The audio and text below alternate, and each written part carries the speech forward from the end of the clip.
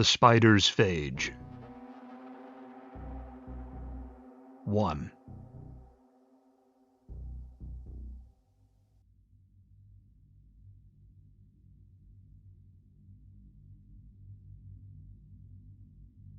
Western Maryland is a region whose Appalachian nature is often overlooked. Dwarfed by the coastal Baltimore and its surrounding sprawl, the tiny shard of the state which projects west into the low-slung highlands and broods ancient beneath the shade of trees grown fat with age upon hills older than Everest is easy to miss for those unfamiliar with the locality. Like the western reaches of Virginia or North Carolina, the region exists whether outsiders recognize it or not, overshadowed as it may be by the cities and beaches of the eastern lowlands. But this obscurity means much can be gotten away with there, and the well-earned mistrust of outsiders held by those born to the hills combines with this obscurity to make tales of strange happenings die away long before crossing county lines or mountain ridges.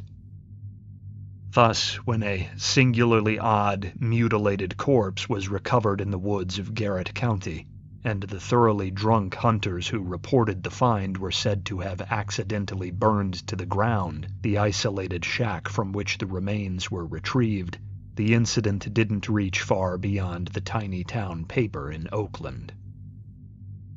There was plenty of buzz around town about the body, of course, but such wild recollections and speculations were kept confined to dinner tables and isolated porches.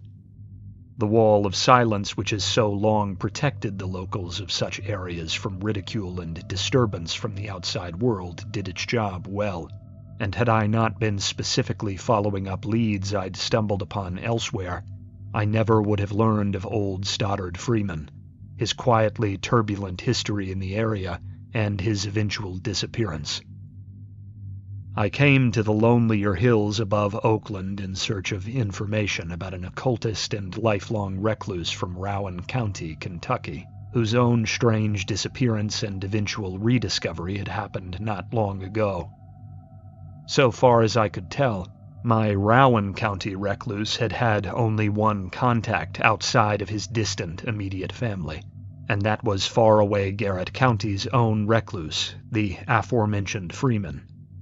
My recently dead subject had apparently visited Freeman's lonesome home in Maryland not long before he met his end, and with little to go on except the vague reports in the Garrett County Republican, I came in person to chase loose ends. My first port of call was, fortunately, the only one I needed. The elderly but spry Jedediah Abrams, who lived on the northwestern fringe of the county where it touched West Virginia, dwelt with more than a dozen family members in several trailers far back in the trees. He and his middle-aged son had been the pair of hunters whose names the Republican had offered up as the ones who had discovered Freeman's body, and I figured the oldest, and by Appalachian tradition most talkative, was the best to ask. I generally lean on my private investigator's credentials when approaching an interview. Easy as it is to receive them at home in Kentucky, I have always found that dropping the title and flashing the card leaves people intrigued, and they open up relatively quickly. This is why I had bothered to pursue the license in the first place. It's always made my real job much simpler. But Abrams was a man of the real world, of observable seasons and cycles of sun or moon rather than the urbane laborer's world of numerical calendars and clocks, and I knew the novelty of the cheap badge and meaningless credentials would mean nothing to him. So instead, I was honest. I talked with him on the creaking front porch he had built onto his modest home about how much the mile-long gravel road reminded me of my father's home back in eastern Kentucky, and how breathtaking the drive over into the Maryland hills had been. We slandered Baltimore, I with the vague hatred of any flyover country peasant, and he with the practiced venom of a lifelong foe. I asked how the hunting was, and old man Abrams supplied, rattling off his seasonal hauls and telling me of plots and valleys in the county that were rich in game. It was pleasant to see that, as is so often the case with the elders in this region, his concern was for the quantity and quality of wild meat that could be gained for his family in a season, rather than for paltry stuffed trophies or point counting.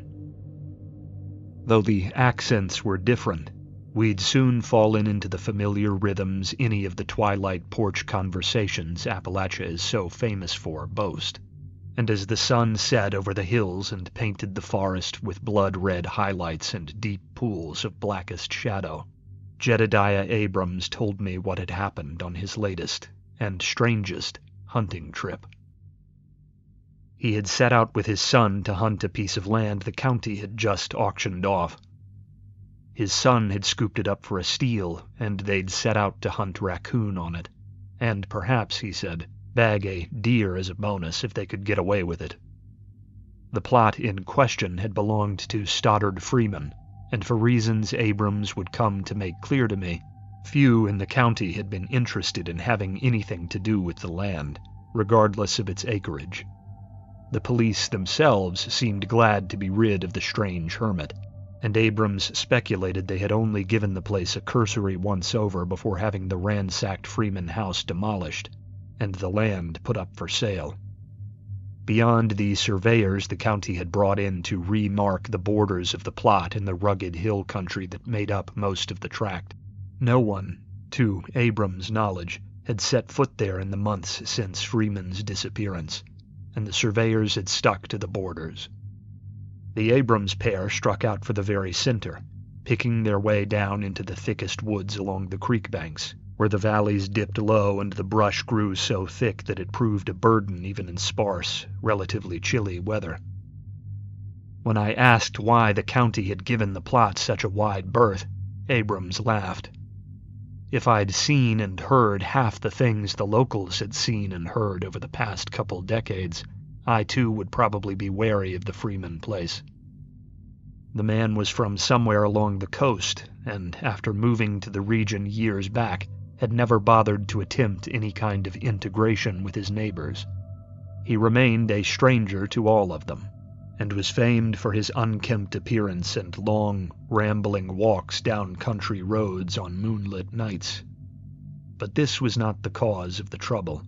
Indeed, if one wished only for privacy, it would be hard to find a more understanding people than those of Appalachia.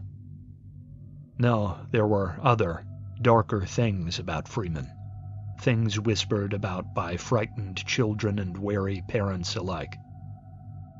Freeman had been caught by a passing deputy a decade into his residence in Garrett County, emerging from an abandoned cemetery plot along an overgrown rural road with a shovel well past midnight.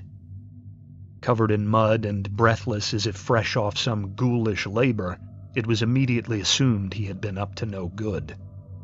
While he was never convicted of anything, and none of the toppled and moldering graves in the forest seemed to have been disturbed, his story about getting lost while foraging for ginseng on his own property, more than 10 miles off, did not hold water for most. Then there was the big thunderstorm that rolled through in '05, which brought a team from the local energy co-op out to clear a downed tree from the line that ran along the front end of the Freeman plot. They told stories around town about how they had found a pungent mound of dead animals in varying stages of decay, ranging from cats to black bears and mostly seeming to have been dismembered prior to their arrival in the fetid pile, just along the woodline, a few hundred yards from the strange man's house. Some claimed there were sigils or symbols of some kind carven into the bones that hung in the trees overlooking the rotting mound, but these claims were never concrete. Freeman had claimed that this was a compost pile, but he had never kept more than a very modest and, frankly, ratty private flower garden, and the need for dozens of sliced corpses as fertilizer did not seem likely. The most recent source of speculation had happened just a year prior, when several dozen local residents attending a stargazing walk in the meadow of a local park not far from the Freeman plot claimed what they described as a green bolt of lightning was cast skyward from Freeman's hilltop home.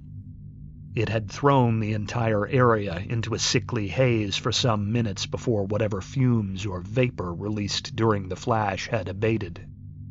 But due to this and dozens of other happenings, the whispers about Freeman's antics never abated, and thus the plot had been uncontested when Abrams had swept in to buy it cheap.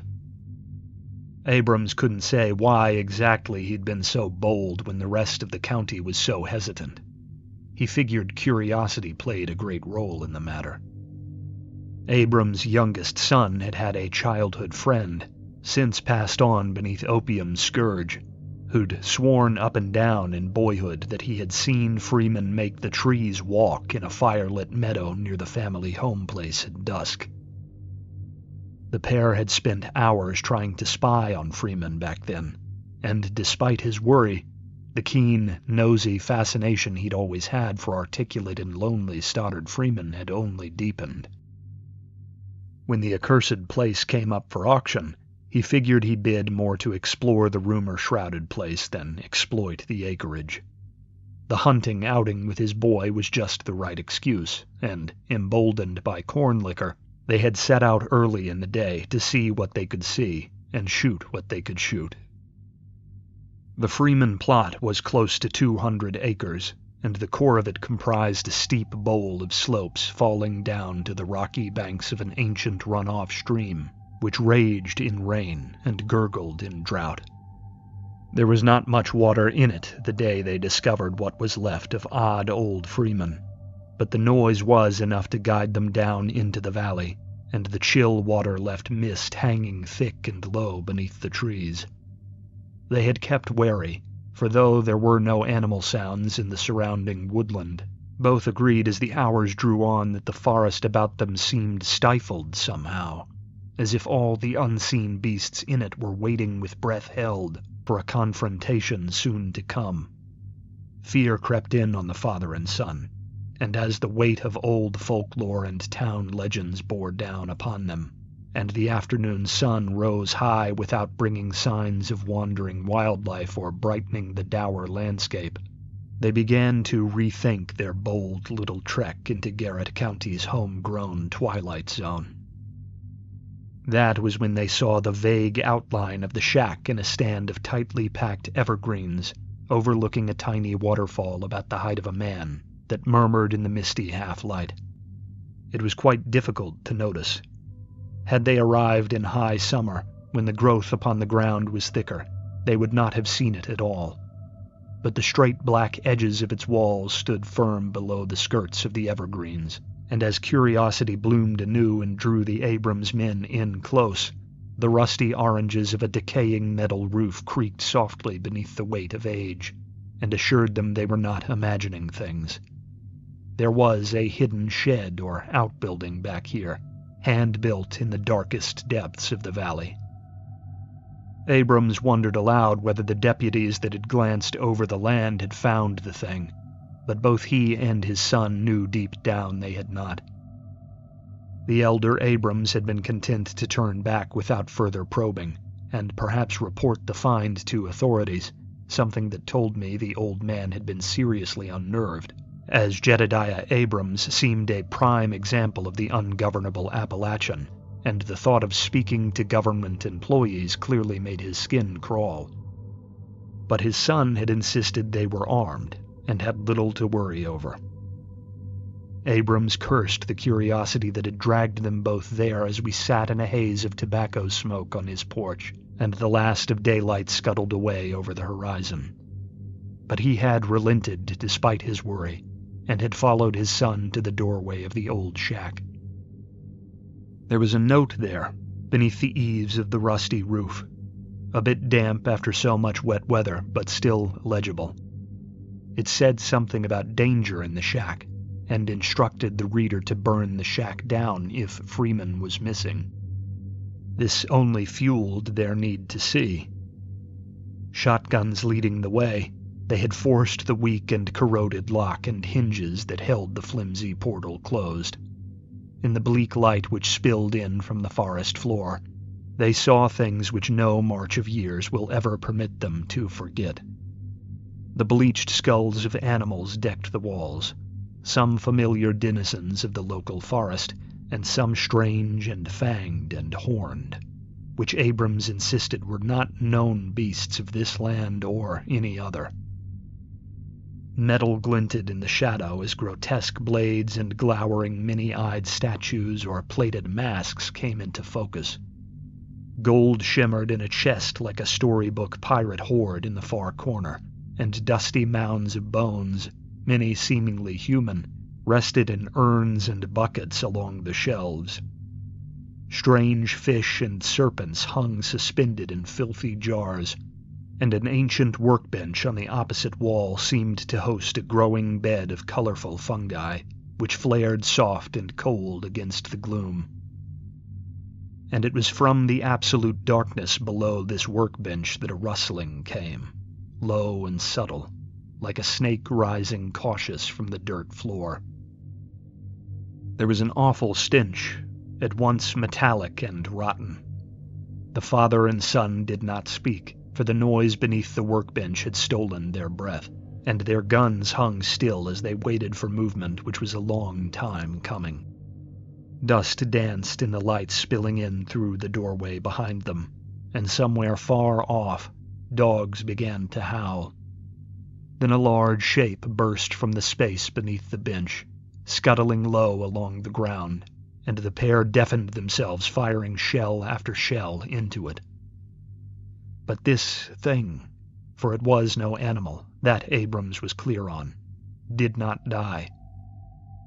As the Abrams pair backed off into the open and kept armed watch on the skulker through the open doorway, and their hearing gradually came back to them, the clanking of chains and the scraping of bone on the dry dirt became evident. They watched it there for a long time, uncertain what to do, disgusted beyond measure. I pressed Abrams for more details on what the thing in the shack had looked like, though I already knew what to expect. It took the old man some time to regain his composure, and I let him stare long into the blackened woods about his trailer. When he finally did speak, it was shaky, the testament of a man who, in the winter of his life, finds all the wisdom granted him shaken to its core. It was something like a man, he said, naked and battered to hell. But the arms and legs were all wrong, split down the middle, with the flesh on them swollen up like red scars after a surgery. It moved on its split limbs like a crab, he said, low and quick, in twitchy bursts of motion. It was chained about the torso, and the shot they'd filled the creature with seemed to have bothered it little. The head, Abrams said solemnly, was the worst part, but he would not describe it. He said he would not inflict that on me, and after seeing the frigid darkness in his eyes as he spoke those words, I left it at that. There was a black mark on the inflamed flesh of the shoulder which Abrams' son had picked up on, an 8-pointed star. Freeman had had such a symbol tattooed on him. The note, in conjunction with the tattoo, told them all they needed to know about the origins of the living flesh sculpture which had been chained up in the shack before them. The details of what happened next were garbled, as recollecting the crawler had shaken Jedediah Abrams to his core, and I had to be gentle trying to probe for more information. Moreover, Abrams had apparently not given the full story to authorities, and only proceeded with it after gaining my assurances that I was not with the police. He said at length that they had been so disgusted by the thing that they had taken the doorway notice's advice and set fire to the shack with the crawler still inside. They heaped dead wood from the forest floor atop the structure as it toppled, and stood watch over it nearly till dusk, when at last they called a deputy out to investigate. I did not mine him for information on what they had told the county authorities. Given the official story, I can only assume they tried to tell what had happened openly at first, and then gave a story about the shack having been on fire at the time of their arrival, or else having been accidentally set alight some time afterward. So great was the damage to whatever remained of the crawler after many hours in the makeshift kiln that the county authorities could only vaguely agree that the man within had been badly mutilated, and, speculating, or even hoping, that the remains did indeed belong to Freeman, they had moved on with their lives. I left the Abrams home soon after with what I assumed to be Freeman's parting note in hand, wishing the patriarch well as he tucked into liquor to soothe his nerves. But I did not leave the area until morning, after I'd hiked in the dark down into the valley of the Freeman plot, and made sure there was nothing alive and lurking down there. Fire seemed to be the best way to kill the things, though, and here it had apparently done its job. I began the long drive back to Kentucky with some small measure of relief. There was still more to be done, though. 2. I had begun my strange hunt more than a month earlier in late July, at the behest of a very unorthodox employer I will not name. This employer operates out of Casey County on Kentucky's Appalachian fringe, and had recently experienced a small measure of trouble with a courier in his employ. This courier, who had been quite a reliable and discreet asset for some time, had suddenly withdrawn from his job. Almost, my employer said, as if he'd been scared off it. A similar outfit to my employer's over in Lancaster had been toppled the previous year by well-connected, ostensibly cartel-associated groups pushing in from farther west, as the old cornbread mafia crowd was shuffled silently off the playing field. While my employer's own well-secured territory in Boyle, Mercer, and Casey counties had so far gone uncontested, the threat of such a movement was always foremost in my employer's mind. Thus, when this dependable courier, an otherwise stalwart man by the comical name of Russ Boot, bailed on his route one quiet June night, my employer held suspicions something worrisome was going on. But Boot's replacement had reported no threats and no strange happenings along the route in the week following the change in staff. This pacified my employer for a time. After all, it was entirely possible Boot had been feeling the pressure of the job, easy as it was, for some time, and had merely cracked under the strain to seek less money in a less stressful line of work. But on the 8th of July, Boot had given himself over to Ephraim McDowell Hospital in Danville, where he was found to be in awful condition, and the physicians could not pin down what was wrong with him.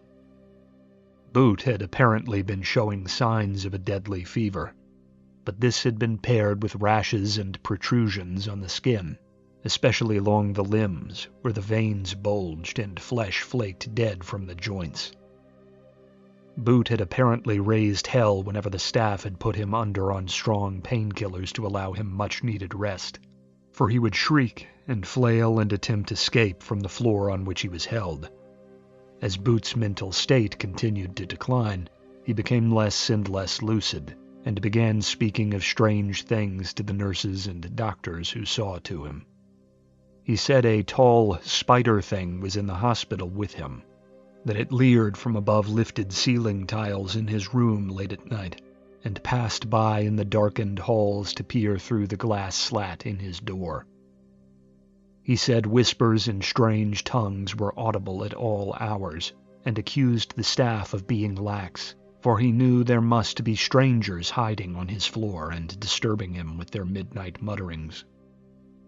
Boot had tried sometime around the 21st to fling himself from the window of his fifth-floor room, and screamed through the night that followed that it had been coming for him.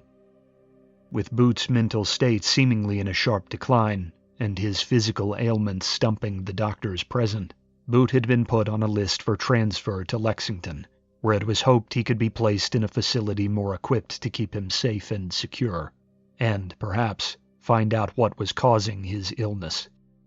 But this transfer did not come soon enough, and sometime on the night of the 24th, Boot had escaped his room, something made all the more anomalous because none of the staff or security cameras in the building had seen him go. In the days that followed, none could figure out where the ailing Boot had gone, and so, still paranoid about encroaching criminal involvement from outside, my employer tasked me with finding out anything I could. This principally involved tapping into contacts I maintain with police in Danville, and through them Harrodsburg, where Boot had resided, and where most of the active search for him was being carried out. But it also included a sweep of the hospital in the days following Boot's flight, to ensure nothing had been missed, and interview staff on the grounds that I was a private investigator brought in by his family to search. They told me some very interesting things. Though the doctors themselves were reticent to say or do anything useful for fear of making themselves seem unreliable, as is so often the case with overeducated men and women, the nurses were much more loose-tongued. They furnished me with stories that made me absolutely certain foul play of the sort my employer fretted over was out of the question. They told me that, in the days leading up to the escape, Boot's face had become disfigured. Something with the skull, they said, which seemed to be caving in on itself in places. Strange colors taking root in his darkening eyes, and stranger odors rising from his increasingly frail body. One nurse who had bathed him on the 23rd, just prior to his disappearance, said that Boot's right hand had seemed split down the middle between his fingers when she came in to tend to him, but had seemingly resealed by the time she'd cleaned the bloody wound enough to get a good look at it, something she was obviously hesitant to relate, as the seemingly impossible story had earned her no small measure of scorn from her co-workers. The cameras, internal and external, had captured nothing of him that night, and the security guards, almost all of whom had been moved to the 5th floor to be closer to Boot, had heard nothing from his locked room. The bed they had found vacated in the wee hours of morning had been bloody, but not so much that death was assured. There was blood on the ceiling, too, but it was fast decided Boot had been in no condition to climb. Even if he had been, the noise of him rattling clumsily about above the flimsy hanging ceiling tiles would surely have been noticed across the floor. The police, having found no blood trail above those ceiling tiles, were stumped. With Boot nowhere to be found in the hospital, they assumed he had made his way for home, and had swept both his Harrodsburg residence and the roads leading there from the hospital in Danville. But no trace of the man had been found. What was discovered was that Russ Boot had apparently been unstable long before coming to Ephraim McDowell for treatment. My law enforcement contacts managed to slip me some photos of the notes Boot had been taking prior to hauling himself up to the hospital, both his account of the night he quit the courier job and of the sickness which followed. Boot believed he had encountered monsters, as he put it, along the isolated road called Scrubgrass, which led out to Casey County. Moreover, in a desperate attempt to discover what exactly he'd seen out there, Boot had become obsessed with the disappearance of academic Mike Carson of Center College, a history professor whose disappearance in June had followed a singularly strange string of break-ins at the college library that had been quite prominently reported on in the Danville area. Dr. Carson had been embroiled in some sort of folkloric pursuit involving spider imagery and esoteric foreign religions in the lead-up to his vanishing, and Boot had apparently thought the hallucinations he was suffering, which seemed to involve a spider, were related to Carson's subject of study. There was apparently more. Boot had been a prolific written rambler, and had filled 2 journals in the week before his hospital stay, but the police had not taken them, as it was not yet evident they contained information vital to finding Boot. To them, these seemed the ramblings of an unhinged man, and they were not in a position to expend limited manpower on scouring them beyond scanning to ensure they didn't give any direct report on where he'd gone after his flight from the hospital. If I wished to see everything, I'd have to go to the Boot home myself, and I would have to do so discreetly. This, I thought, was far beyond any cinematic poisoning or discreet attempt at murder. Moreover, even if Boots' illness had been somehow manufactured by hostile forces from outside the region, none were claiming credit for it. If Boots' gruesome predicament had been meant as a message, no one had left a calling card or threat that would make it relevant. I reported all this to my employer, and it seemed to assuage his worries. But it did nothing to assuage mine. I cannot say why, but Boots' story troubled me deeply, especially after the connection to the Carson disappearance was made.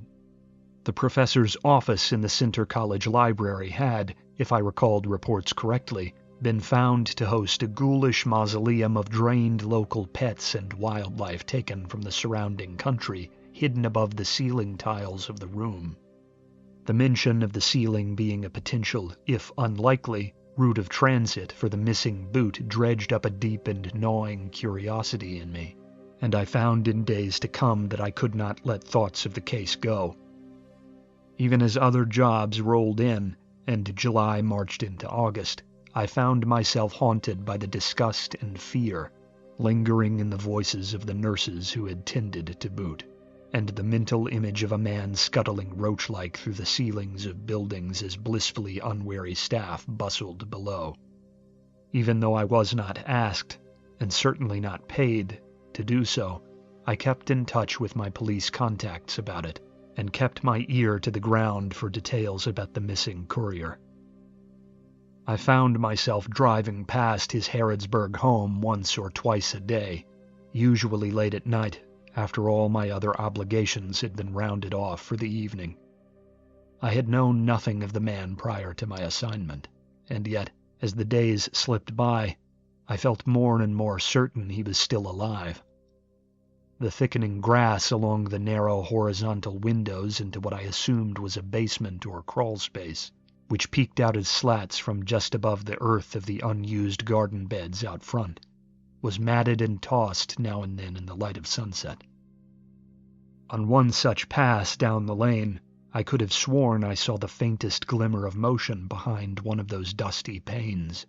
Neighbors liked to stroll by in the late afternoon, and seemed to linger on the way, as if expecting to glimpse something odd.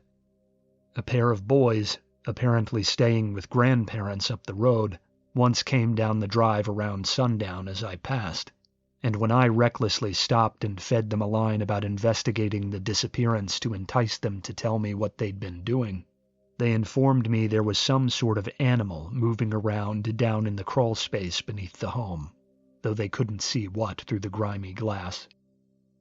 But the police were not moving on the place, and every pass of the property made me wish even more keenly that I might take my time with whatever journals the declining Boot had been keeping in that aging, lonely house.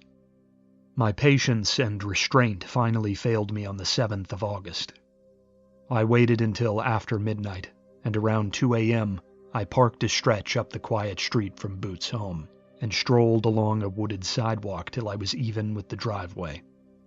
Boot's neighbors were mostly elderly, and the modest houses sat back from the lane in a wooded row, making an unnoticed approach easy. I was sure there was no round-the-clock watch on the residence, and so I felt confident I wouldn't be disturbed by police. All I worried about was noise, and that was simple enough to control. The fenced backyard was beginning to be overgrown as the last vestiges of summer warmth and wet fed the grass there, but the gate was not ajar, and though I searched as best I could around the darkened space for disturbances in the knee-high and weed-gnawed grass, I could find none. But the silence of the old residential street struck me there, surrounded by all that growth springing up to reclaim the property after its owner's month of absence. For the strips of woodland that adjoined the road were as silent as the houses amongst the trees. The retirees could be relied upon to turn in early, but the wholesale absence of the summer bugs and frogs was not so easily dismissed. Still, nothing disturbed me out there in the derelict dark, and at length I made my way up the concrete back steps to a brick porch. Careful to ensure I wasn't leaving a telling trail of mud behind me as I went, I crossed to a flimsy screen door and jimmied it open with a screwdriver, before jamming a bump key into the sturdier door behind it. A few well-timed thumps with the base of the screwdriver, and the key turned, allowing me to slip in with no more than 3 muffled thuds and the soft scrape of my shoes upon the doorway. My entry had been clean, but something didn't feel right, even then in the very beginning.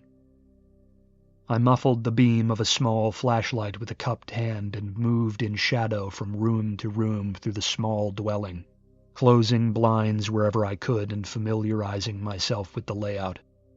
2 bedrooms dominated one side of a large foyer and living room space, with a kitchen and a home gym space I assumed had once been a dining room on the other. Beyond a couple bathrooms and a laundry room off the kitchen next to the garage exit, this was it. And yet, some part of me worried I had missed something even after every closet had been opened and every corner had been scanned. The house, though navigable, was in disarray. The doors of the bedrooms had seemingly been crudely barricaded from the living room with bookcases, and the scattering of faintly stinking food waste and discarded clothing told me Boot had likely been sleeping on the couch in the main room for some time before hauling himself to the hospital. Though the police who'd searched the residence had moved the blocking furniture to access each room, the whole place was slightly off, with tables and shelves jutting out into hallways and doorways where they'd been hastily removed and left looming in the dark. Their black, angular shapes leaning out around corners had me on edge, and as I noticed the laptop and cheap notebooks on the coffee table in the living room and settled in to investigate, I could not shake the feeling that I was not alone. So intense was this feeling that I tossed a ratty pile of discarded bedding on the ground for anyone that might be hiding within, and drew the gun I carried to leave it sitting ready on the table. Then, finally unable to entertain my paranoia any longer, I sat down and began to read by the stark light of the flashlight, nervously glancing here and there each time wind assailed the groaning walls. Long practice snooping had granted me considerable ability to sift information at speed, but Boot's handwriting had deteriorated greatly in the build-up to his stay at Ephraim McDowell, and this conspired with my nerves to make my task stretch on for hours. Boot had, as I've said, been convinced he'd encountered abnormal spider-like creatures of some kind on Scrubgrass Road, but my police contacts had not provided me with documentation of his descriptions, and in the notebooks I found many. There was even a crude sketch in pen of one of them, low-slung, 8-limbed, bleeding as if raw, and gazing on with many eyes from an odd and lumpen head, which ended in a body that Boot seemed convinced was a human torso. Indeed, he detailed in several places that he felt these monsters were people of a kind, that they multiplied by some pathogen or sickness, as mad as that sounded to me then. Boot had been obsessed with this idea, and had come to believe he himself was infected with this pathogen, reflecting endlessly upon some strand of something he compared to fleshy webbing he had been grazed by along scrubgrass. Along these lines, he had printed several articles by some disreputable paper in Lexington about the recent disappearance of Dr. Carson, who, according to gossip, had been embroiled in some strange variety of folkloric and mythological research prior to his disappearance. During the series of break-ins at Center College that presaged Carson's vanishing, several people had apparently reported sightings quite similar to Boot's own, down to the fleshy appearance of the spider thing which gave rise to them. This handful of sightings had apparently happened in the core of Danville on the Center campus, but most who reported it had done so informally, in forums and online spheres dedicated to paranormal or supernatural discussion. After all, what sane man would expect the police to entertain such things? A loud thump sounded somewhere in the darkened house, off towards the kitchen and the garage beyond. I froze, still and straining to hear more. When I heard nothing, I rose and moved cautiously into the kitchen with my gun at the ready. But I found no one there, and a meticulous scan of the pantry and all neighboring rooms proved equally fruitless. No other thumps sounded, even after 20 minutes spent looming in silence there while I listened for disturbances. And so, eventually, unnerved as I was, I retreated to the couch in the living room, took back up Boot's notes, and began once more to read. Boot believed that the professor, who had been heavily invested in Southeast Asian language and legendary through his career, had somehow been the source of the contagion, or, at least, that Carson had been scrambling to stop it when he himself succumbed. But tracing the Danville sightings had proven difficult for him, and what few academic articles Boot could dig up by Carson mostly had nothing to do with Boot's predicament. As his health had declined, and he had begun recording apparitions leering at him around doorways and peering in through the windows of his home, Boot had finally stumbled upon a throwaway page of one of Carson's reports on Burmese folklore, one describing a spider god the folk of northern Myanmar called Paungku. This he had printed as well, though it comprised a mere paragraph in a larger treatise on rural spirits and obscure worship in the distant country. Within that paragraph, Boot had shakily underlined, and then manically highlighted on some later pass, a sentence that read, "For the people of those valleys, there is no greater symbol of security and purity than fire, for the kiss of fire is the bane of the Lord of Spiders." On the eaves of the paper, he had scrawled notes, mostly on the one-sentence description of this so-called spider god. But one, along the bottom, comprised only a simple, terrible two-word question. Self-immolation? As I glared down at this ominous written speculation, the thumping sounded again towards the kitchen, louder this time, more insistent. I rose with gun readied once more, but I found what I expected in the kitchen, which was nothing. I walked the tile floor and scanned the pantry and adjoining rooms dutifully, as I had during my first inspection, but again found nothing. In the back of my mind, something gnawed at me, and with Boot's physical notes in my hand and my snooping mostly done, that gnawing worked its way further and further towards the forefront. There was, I was now slowly realizing, one part of the house I had not searched. The tale of the passing boys from up the road who had been coming by to gaze through the narrow crawlspace windows into the shadows beneath the home came creeping into my mind. I stood for a long minute or two there in the darkened house, staring down at the kitchen floor. As if in answer to my silent worries, another thump sounded below, this time from right beneath my feet. I felt the reverberation, faint and weak. I stomped softly. Another thump answered, along with some distant scuffling or shuffling, of gravel or plastic sheeting being thrashed about and disturbed, I thought. I breathed deep for some time before I made myself exit the back door.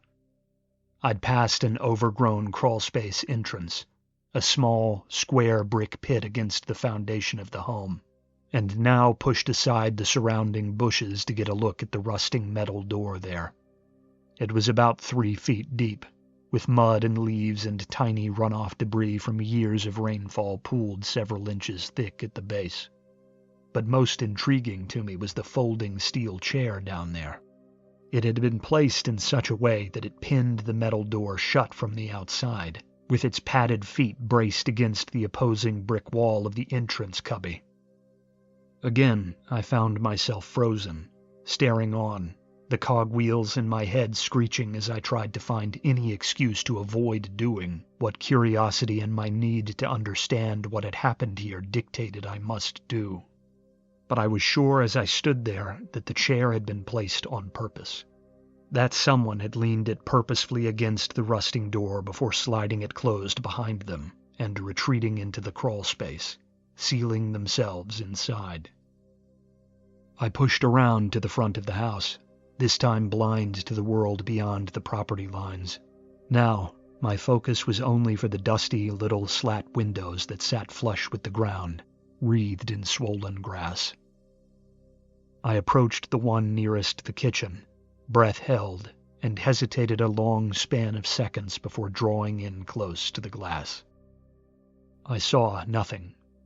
The blackness and the dirt upon the glass was too complete. But still I tried for some time, straining my squinting eyes, desperate not to draw the attention of what I now felt must be down there. When I finally surrendered and flicked on the flashlight to cast a beam into the shadows beyond, it took me several seconds to realize what I was looking at. There was a face pressed up to the grimy glass, half visible through the murk. But what I could see was more than awful enough. Its skin was patchy, pale, and bleeding. It was jawless, its mouth having become an awful, asymmetrical thing of twisting fangs and undulating feelers. Its sockets had ruptured or warped outward, and in them glistened great clusters of eyes, some milky and unseeing, some black and glistening with an insectile detachment, and some keen and colorful as those of a human being. I stumbled back, shouting through the dark. The thing flailed with its limbs against the stone walls, more heard than seen. Only the tiny scale of the window slats kept me safe. The thing surely could have pushed through if the apertures had been large enough to accommodate its misshapen skull and bony shoulders. I caught my breath on the grass, glancing around now and then to be certain I was yet unheard by the neighbors, the obscured beast in the crawlspace wordlessly spasming all the while. This was Boot, I finally allowed myself to realize. The madness of the notes and the disappearance and the situation which had crashed down upon me lifted, and with my desperate need for self-denial dismissed, I began to see things for what they were. He had slipped free, likely already mid-change, and come home to lock himself in. But now, it was only a matter of time before some clueless deputy or wandering child set what was left of Boot free. And who knew what would follow then? In time, I rose. I went back through the rear and did a round of the house, opening windows to better ventilate the interior. I went out into the garage and gathered the gasoline for the mower, which I spread throughout the small home. I lit it without fanfare or hesitation at the back door and made my way out onto the porch as the fire took root. For good measure, I dumped the hefty propane grill which stood vigil there in the crawlspace entryway, ensuring the thing that was trapped down there would stay down there till the flame and heat from above came crashing down upon it. I retreated up the road and drove a safe distance away to a gas station parking lot, my mind still racing. Just over 20 minutes passed before a fire engine rushed up the road towards the rising smoke against the pre-dawn sky, the seclusion and sleepy atmosphere of the road having done its job well. I prayed for the first time in a long time that the crew cut their losses, and worked merely to contain the blaze. I waited another 5 minutes before driving after them, slowing casually near the mouth of Boot's old road, and lingering just long enough to see that the house was a flame-eaten husk still spouting mountains of orange and yellow before driving off back home, my world having been shaken. Sleepy Harrodsburg, with its old frontier fort and dwindling main street amidst grass-girdled hills and pastures, had no clue how close to disaster it had come, saved only by Boot's final rush to lock himself away, and my own impulsive decision to end him. But Danville and the scrubgrass road upon which Boot had met his delayed end were yet to be explored, and whatever lurked there remained a looming threat to be destroyed. That was the beginning of it, of my involvement with all this, the beginning of my belief in it, anyway. There is a part of me that wishes I had left it at that, but by the time I drove away from that burning wreck, I knew too much to just up and leave it. My fear of the thing was too great then. My need to make sure Boot was the last of them. For if Boot had been right, then this didn't start with him. There were others to find, and others to burn. 3. Pound-Ku. That is what Carson had called it. The name was alien on the page and on the tongue, and though I'm sure the foreign nature of it didn't help my attempts to reconcile how it must be said, even just looking at the name rendered in Latin characters on the stark copied page I'd taken from Boot's home made my skin crawl. It felt like a thing born of discomfort, as if speaking it aloud would contort the tongue and taint the listener. Investigating Carson was my next port of call, for his little aside in his paper regarding the spider thing was too brief and vague to work from on its own. Moreover, given what had happened to Boot, I couldn't help but assume Carson had suffered a similar fate. Swallowing what fears I had that demanded I take immediate, violent, impulsive action, I settled for more snooping and aimed to arm myself with necessary information before doing anything rash. Shirking most other duties and ignoring friends and my proper work, I spent the second week of August digging through colleagues and students Carson had known on the campus of Danville's Center College in an attempt to garner more information on who the man had been and what he had known. This was not an easy or pleasant task. Fortune had spared me any interaction with the staff of Center before now, and I was to find it the most repulsive, condescending hive of that particular breed of subhuman calling itself academic I've ever known to inhabit such a tiny and modest community. Almost all were from far away, and were revolted by the surrounding country, many living a full hour distant in Lexington, and commuting to their work rather than live in what they saw as the rural, cultureless squalor of Boyle County. The old bricks and columns and titles of the university buildings were anathema to them, for the staff cared only for novelty, and were moved only when opportunities to signal their allegiance to the popular ideas of the day presented themselves. They sneered at the yokels who hauled their families to see the performances they hosted at their theater in Norton Center, and conducted themselves like royalty from their little offices, adorned in cheap artistry. One who I came to see that proved emblematic of the group at large was Professor Ballard, a lean, middle-aged woman with a puckered mouth bordering on a snout, who focused upon art history. She was walking several freshmen who would start up the coming fall semester on a tour of some of the campus buildings, and I came upon the group near the end, when they were preparing to disperse. As I lingered on the eaves of the little sitting area outside Ballard's office on the upper floor of the library, I heard the topic of where the students were from come up. One rattled off Chicago, another some small but affluent suburb of Nashville. But the final two of the quartet said they were from Boyle County, that they'd come through the county schools, and were glad to be attending Center so close to home. Ballard's nose suddenly flared at this, surprise evident in her beady eyes. I suppose attempting some kind of conciliatory compliment in her detached ivory tower way, Ballard said she was quite impressed they had been admitted, as the county residents were generally not up to Center College standards.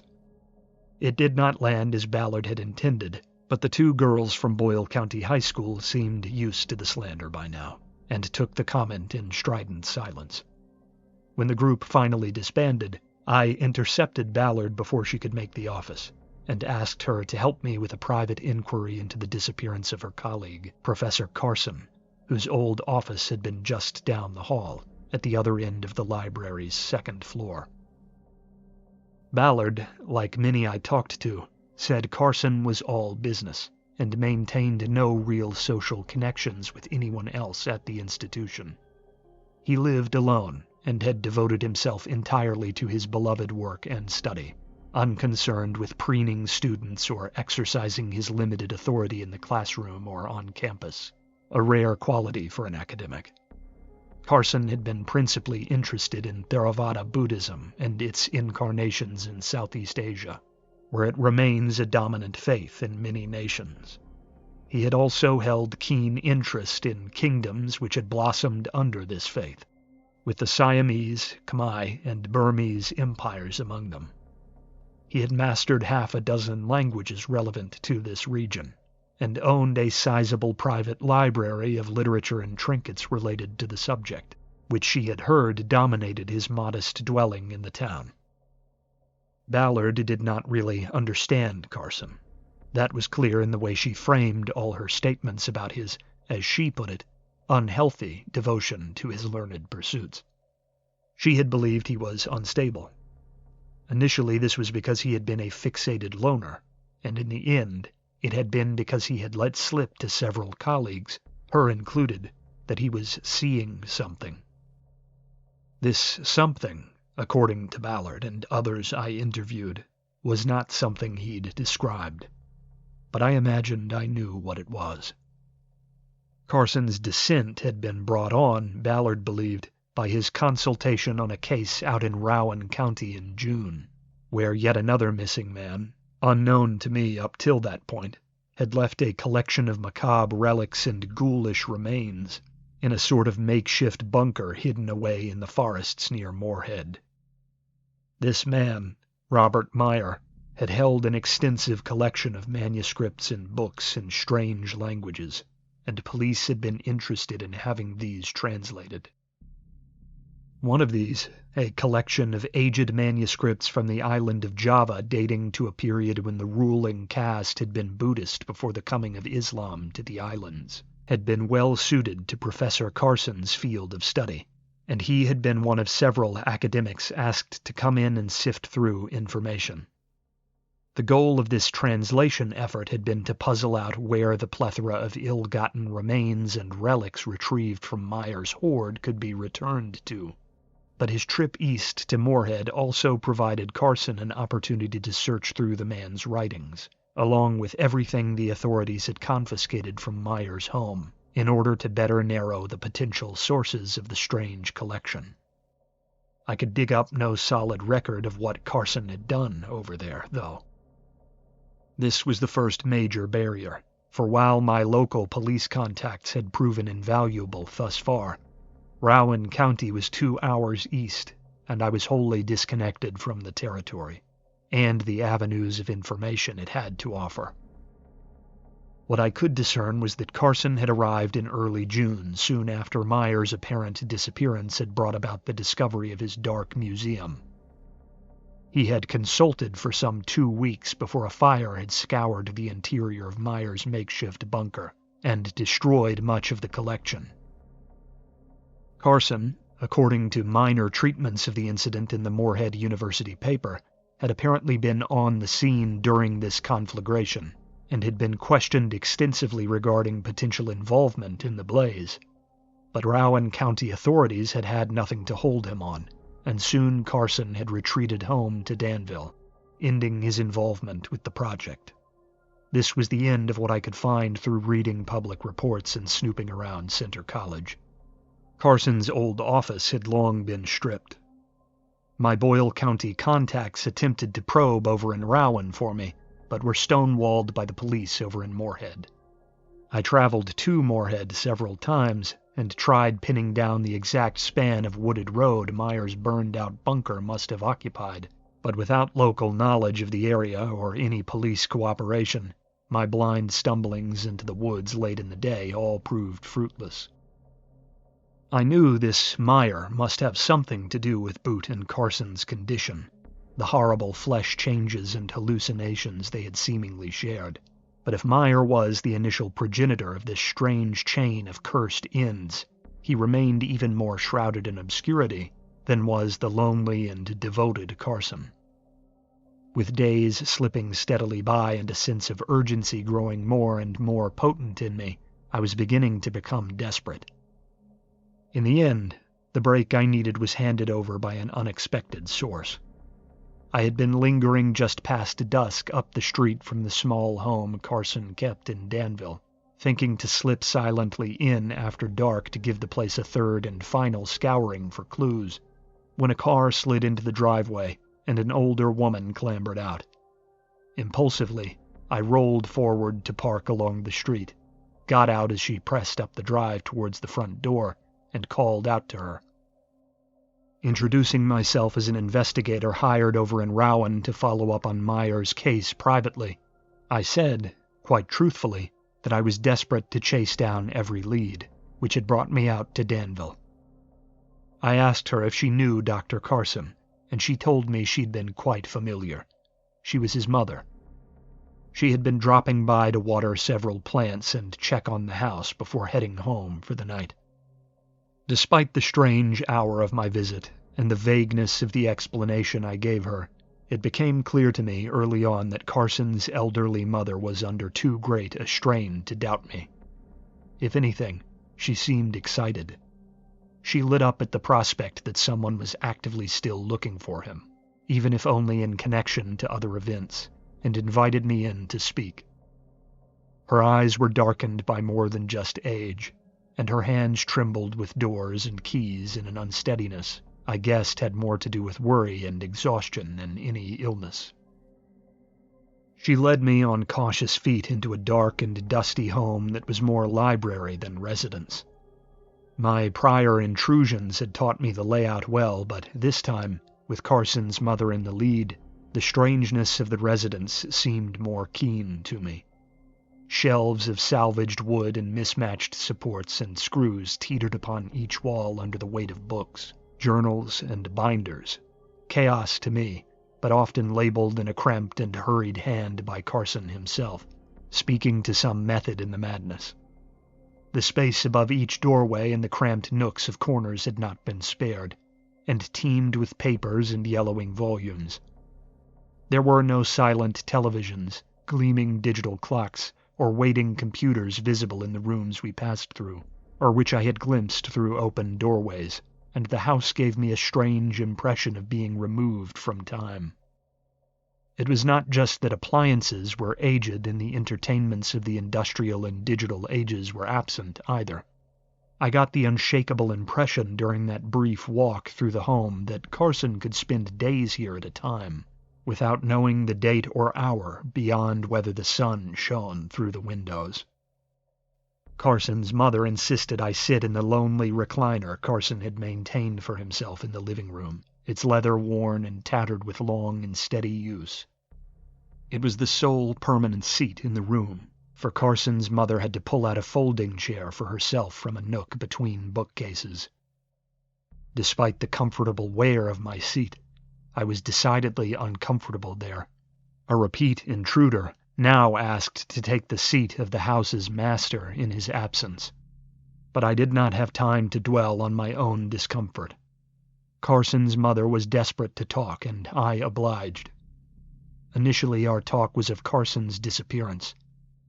Though I was familiar with the narrative by now, I let my host speak her truth, so that I might measure it against those of my police contacts. It was when we got to the stated reason of my visit, Dr. Carson's time in Moorhead consulting on the Meyer disappearance, that she grew jittery and began speaking in hushed tones despite the emptiness of the house about us. Carson's mother had something in her possession that she had not given over to authorities, something which had been gnawing away at her as yet more weeks slipped by without sign of her son. He had told her something he had not shared with authorities in Moorhead about the night Meyer's hoard of awful artifacts had been scorched, something Carson had feared legal repercussions for if ever his role in the event came to light. She told me that Dr. Carson had come to her in the night not long after the blaze, woken her up with banging on her door. This was unheard of, and she'd risen thinking something had happened to him. It turned out something had. Something Carson had been unwilling to share with authorities back in Moorhead. While the professor would spend a great deal of time talking to the police out there in the days to come, that first night he had come barreling breathless and stammering straight home, and had sworn his dumbstruck mother to absolute silence about what he meant to tell her. She told me that Dr. Carson had, at length, explained that it was he who'd started the fire which had consumed Meyer's collection. He said it had needed to be done, that there was evil over there, and that he needed to put an end to it. But Carson would not explain to his mother what he meant by that, not in detail. Knowledge of the thing was part of how it spread its influence, he had told her, and as mad as that had sounded to her at the time, the look of stark fear in her son's eyes had convinced her of his seriousness. Rather than explain, he had furnished her with a simple cardboard box on the orders that she refrain from opening it or handing it over to authorities under any circumstances. Carson seemed to have hinted that he planned on taking it back from her in the near future, but this had never come to pass, and given that the professor had gone missing soon after, she had been inwardly debating what to do with the thing. Carson's plea had apparently been so desperate and so sincere that his mother had thus far followed his wishes. She assumed something sensitive or legally questionable relating to the fire which had destroyed the Meyer collection was inside, and wished to shelter her son from the fallout of the incident. He had never asked anything of her in adulthood, and she had never seen the quiet man so shaken and severe. But with Carson still missing, each day had strained her willingness not to tear open the package, or turn it over to police in hopes it might aid in recovering her son. My appearance seemed a sort of compromise to her. I was not an authority, and therefore she insisted I take the package her son had given her away with me, and do what I must with whatever I found with him. This was an interesting mindset, something I'd never encountered before having that shadowy chat with Carson's mother in her son's quiet makeshift house-turned-library. Dire as the circumstances were, I deeply respected the seriousness with which she took the promise of silence she'd made her son. Given my vague but awful suspicions about what must have befallen him, I also held more than a little pity for her. Sitting there with her in the midst of her son's abandoned work made me feel as if the man himself were there over my shoulder, watching the proceedings. Even though I never met him, this was a potent sensation, and I conducted myself gently and respectfully. I solemnly promised that I would take the package and look it over, and to do what I could to help find Carson if anything within pointed in that direction. My host seemed to detect the sincerity in that. She rose and led me back out into the dark of the drive and street beyond, and retrieved the box her son had given her from her car. She said she'd carried it close since getting it, that she felt it was important. I assured her I'd treat it with care, gave her a card and had her give me her number in case anything came up, and then returned home, speedy and reckless with the weight of the find I knew I'd just made. The moment I was alone in the quiet and the still, I tore into the box and the piled notes and annotated books that awaited me within. 4. The account left me by Carson was not so much an account as a haphazard collection of pages cut roughly from books, passages highlighted or translated in the eaves, or papers upon which his barely legible scrawl of rushed and frantic notes could be found piled atop one another. As such, I cannot give you the man's own account of what happened blow by blow. I can only tell you what I was able to piece together in that tangle of confused hours, and attempt to work it into as complete a timeline as my information allows. Carson was, as I've said, as great an authority on Southeast Asia's languages, Buddhist traditions, and folk religions as existed in Kentucky and the wider region. Though he had traveled, most of his study, as with so many academics, was principally theoretical, and was confined principally to reading, remote interviews, and laborious research. Thus, when the opportunity to sniff around obscure relics from his region of interest came up within a couple hours of home, Carson leapt at the chance to research them. The local police led him, along with a small collection of other experts and antiquarians, up a winding wooded road on the outskirts of town, to a dirt path which veered off into the trees. There they had found Meyer's collection, in all its eerie glory, holed up in a sort of concrete dome the man had buried with a rented excavator, deep in a tract of inaccessible woods. The gravestones, aged human remains, and hoary occult paraphernalia which they found within had not been touched by the local authorities. They were too worried about destroying the delicate and often ancient relics. This meant the macabre museum gallery Meyer had built was laid out exactly as he'd left it, and the shadows and glowering skulls and glittering blades therein left many of the gathered academic onlookers shaky with trepidation. But Carson had come to Moorhead without a trace of worry.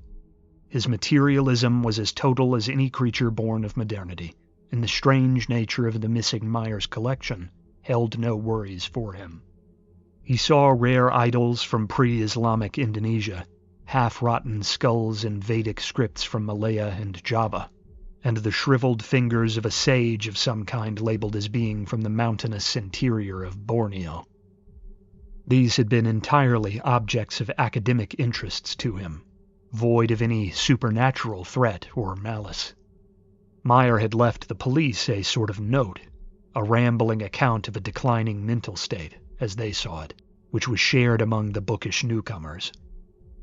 With it came a list of where he'd acquired his collection, a sort of nobility on the madman's part driving him to suggest he had merely borrowed his haul, and that he wished to see it redistributed now that he had no earthly need to meditate and brood surrounded by his dark artifacts. This gave many of the gathered investigators good places to start with tracking down return locations, but Carson, as admitted in his notes, seems to have been more interested in soaking in all he could of the items than rushing them off to be mailed home. He dragged his feet, subconsciously noting on one of many scribbled pages that he wished to copy down as much as possible before parting ways with the portions of the private museum that most intrigued him. He had stayed late each night, being the last of the academics to linger in the bunker. The officer that oversaw them left with the rest of the crowd, trusting that Carson could find his way out when he was done with his examinations of a map, which proclaimed itself to be of an underground city in the mountains of Papua. It was that night, long after the others had departed and the quiet of his surroundings had lulled him into a sort of studious trance, that Carson found the black idol. It was laid out in the middle of the barren concrete that floored the center of the museum chamber. Stark and obvious, Carson speculated it had been dropped or pushed in the press to leave by the others. It would have been too visible to miss had it been there earlier. But the more he studied the thing, the more certain he was he would have seen it himself in the hours he'd spent alone there that evening. After all, he'd been pacing and crossing from wall to wall. Surely he would have stumbled upon it had it been there all this time. The idol itself was of a squatting thing with many eyes and a flared set of limbs about its head which gave the impression of a spider crouched atop the shoulders of a gaunt human being. It was otherwise without detail, but Carson's practiced eyes believed it immediately to be in the Burmese tradition, for its pedestal and form was undoubtedly similar to the focuses and tokens carried by monks in Myanmar. But the material, unmistakably glassy obsidian, was unique and unlike anything he had ever seen or heard tell of.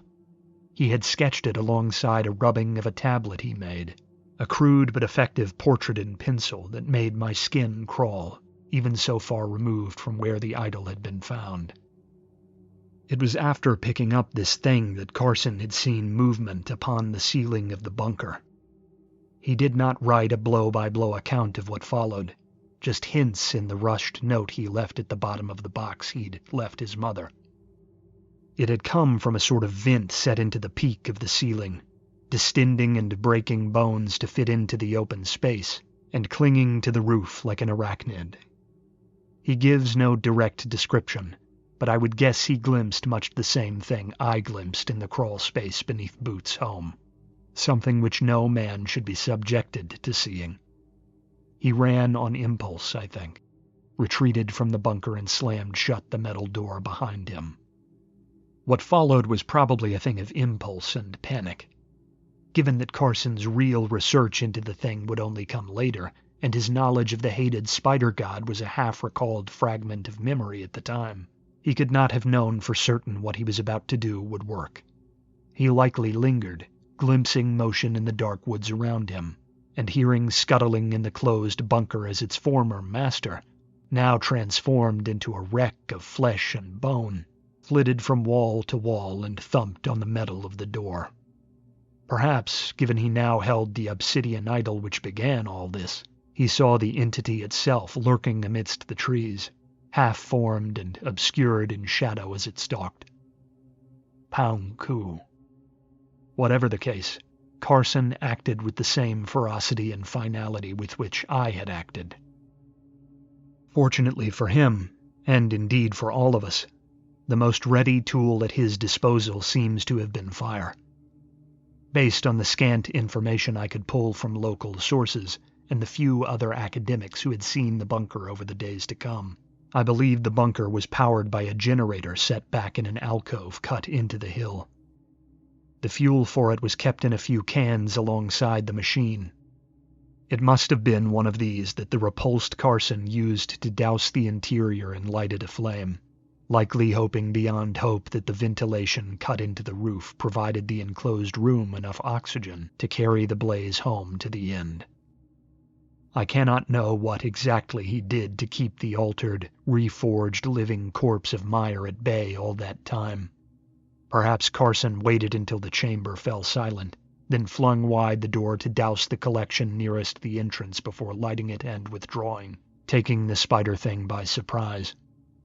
Whatever the details of the case had been, Carson had done his job well, and come the end of the smoke and smolder, there was no life left in the bunker, natural or otherwise. I would assume, based on the fact that no immediate investigation or announcement was made relating to the discovery of a corpse in the burned-out bunker room, that the authorities in Moorhead took the twisted and mangled remains of Meyer to be just some of the relics left as husks in the blackened collection. But Carson makes no mention of this.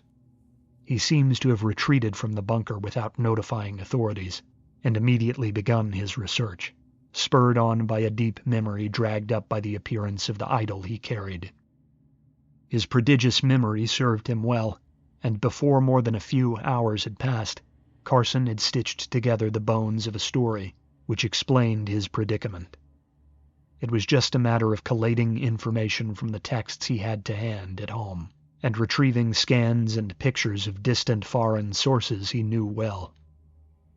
Carson knew of the spider thing depicted on the idol, Pound Ku, obscured and shrouded in a pall of secrecy. Few remembered why such secrecy was present, though. Carson seems to have known immediately. Such beliefs are apparently common in the folk traditions of Burma. Pound Ku himself, a sort of twisted highland witch who had been killed during the rise of Burma's last great empire, was centuries dead. But there was a belief that knowledge of him was a dangerous thing to hold. In death he had become a sort of contagion of the mind, it was said, as so many of the more twisted elder deities of that land are held to be. And the more one discussed or understood him, the more power Pound Ku held over them. This lord of spiders was a poison to thought, a venom that stifled sanity, and Carson was now carrying his idol, and glimpsing the twisted fiend's spider-headed form from the corners of his sleepless eyes. Knowing well what was coming for him if the hints in old manuscripts were true, a truth Carson had seen etched clearly into the meat of the twisted mire in that bunker with his own eyes, he had immediately looked for a solution. But like so many before him, the time allotted to him was brief. He had delivered his night's research to his mother, taken the idol, and gone about a quest to either cure or destroy himself, hoping to take the obsidian statue with him. But what happened to boot, and the terrifying prospect of more altered corpses skulking along scrubgrass, told me that Carson had not been successful. In the days afterward, he had changed, been twisted in mind, and eventually body, by this Pound coup. Now, I, an observer stumbled onto the scene, was the sole man with a picture, however vague, of what had happened. The responsibility, along with the horror of considering the flesh change as a sort of mental contagion, weighed heavy upon me. But the weight, and, as ever, my disgust, drove me on. I'd become certain I had absolutely no time to waste. My first port of call was the security guard from Lexington who had, I believed, experienced a run-in with the altered husk of Carson during his night watch of the Center College Library back in June. His firing of a weapon on some lurking intruder on so meek and timid a campus had ruffled many feathers in town, and the spate of missing pets around Danville in the days leading up to the event gave the impression that something had been on the hunt. My main worry was that whatever contagion of the mind had taken hold of Carson, Meyer, and Boot had taken root in this security guard from the city, and though he sounded normal enough over the phone when I sought him out, I brought the means to do cruel work if I felt it necessary when he agreed to meet for an interview. He was a sturdy, no-nonsense sort of man. We met in the lot of the firm he worked for. My vague, probing questions about hallucinations, insomnia, and feverish symptoms of weakness or chill roused no recognition in him, and at length I saw that he had escaped the clutches of transformation. Indeed, he seemed to have a healthy desire not to talk about or acknowledge the strange things which had happened that night. He refused to discuss the thing he'd shot at in the library's upper corridor in detail, merely saying it had been an intruder. He seemed to wish to forget the night entirely, and though he played along with my interview, he was clearly anxious to be done with it. I let him be, and didn't trouble him with further talk. I just thanked heaven he was not yet another victim of the thing, and went about my way. I drove all the way to Maryland through West Virginia the next day, for Carson had laid out the troubling realization that Meyer had not been the only occultist in the region to travel to Myanmar for the purpose of seeking out the ruins which had housed Pound Coup. This is what brought me to the porch of Jedediah Abrams, where I'd learned of the strange disappearance, and equally strange life, of Stoddard Freeman. I was left relieved that there was not a growing presence of the things east of the mountains, but at the same time I was fascinated by the differing susceptibility individuals seemed to have to the predations of this Pound Coup. I could not know exactly how quickly Freeman or Meyer had succumbed, but Carson had lasted just a week after his encounter in the occultist's museum, while Boot had been hospitalized on a similar time frame, but had languished in hallucination and decline for several more, before finally fleeing to his home to undergo his final, awful transformation. While Boot had believed his change was brought about by his contact with the webbing he'd brushed along scrubgrass, Carson had never been touched, suggesting mere knowledge or sight of the things was enough to alter the flesh of the witness. But the security guard who'd glimpsed one of the altered Carson's break-ins at the library had been wholly unaffected. Shaken, certainly, and disgusted by the sight, but whole and healthy of mind, untroubled by the presence of visions and whispers. As interesting as all this was, though, I knew my day trip to Maryland had been a distraction, a procrastination, important as it was, that held back the coming of the confrontation I dreaded most. Driving myself home and gathering my wits with a short and nightmare-haunted nap after 2 days without sleep, I had only one place in my mind, overpowering and calling out to me just as strongly as it repulsed me. That place was Scrubgrass, the place where, for me, my involvement had indirectly begun when Boot had had his fatal encounter.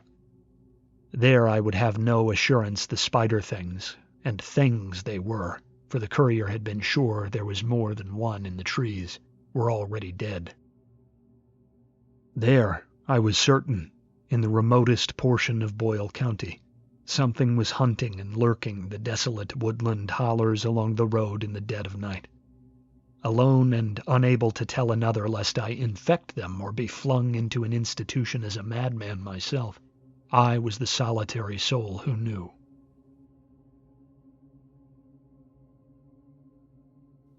5. As I woke from my desperately needed sleep sometime in the early afternoon and slapped together some gear I figured might come in handy along scrubgrass, I was left wondering whether the dancing shapes at the corners of my vision were just the protests of a weary mind. It was wholly possible they were, but try as I might, I couldn't shake the creeping doom that insisted they had limbs and the hint of many glinting eyes. I headed straight for scrubgrass once I had everything ready. The day was still young enough that I would be able to go door to door along the sparse route and ask around without interrupting dinners, though I was fairly certain I would not be as fortunate here as I'd been in Maryland, and problems would need to be decisively solved. I still wished to arm myself as best as was possible before heading into the unknown of the woods off the remotest stretch of the road. Scrubgrass is a little over 5 miles long. The eastern half of the road, the first one hits when heading that way from Danville, is home to maybe 15 or 16 homes. But along its western side, as the woods grow thick and the road winds back down a sheer stretch of hill country on approach to neighboring Casey County, the turns grow tight and rock faces or plummeting drops hug the eaves of the lane.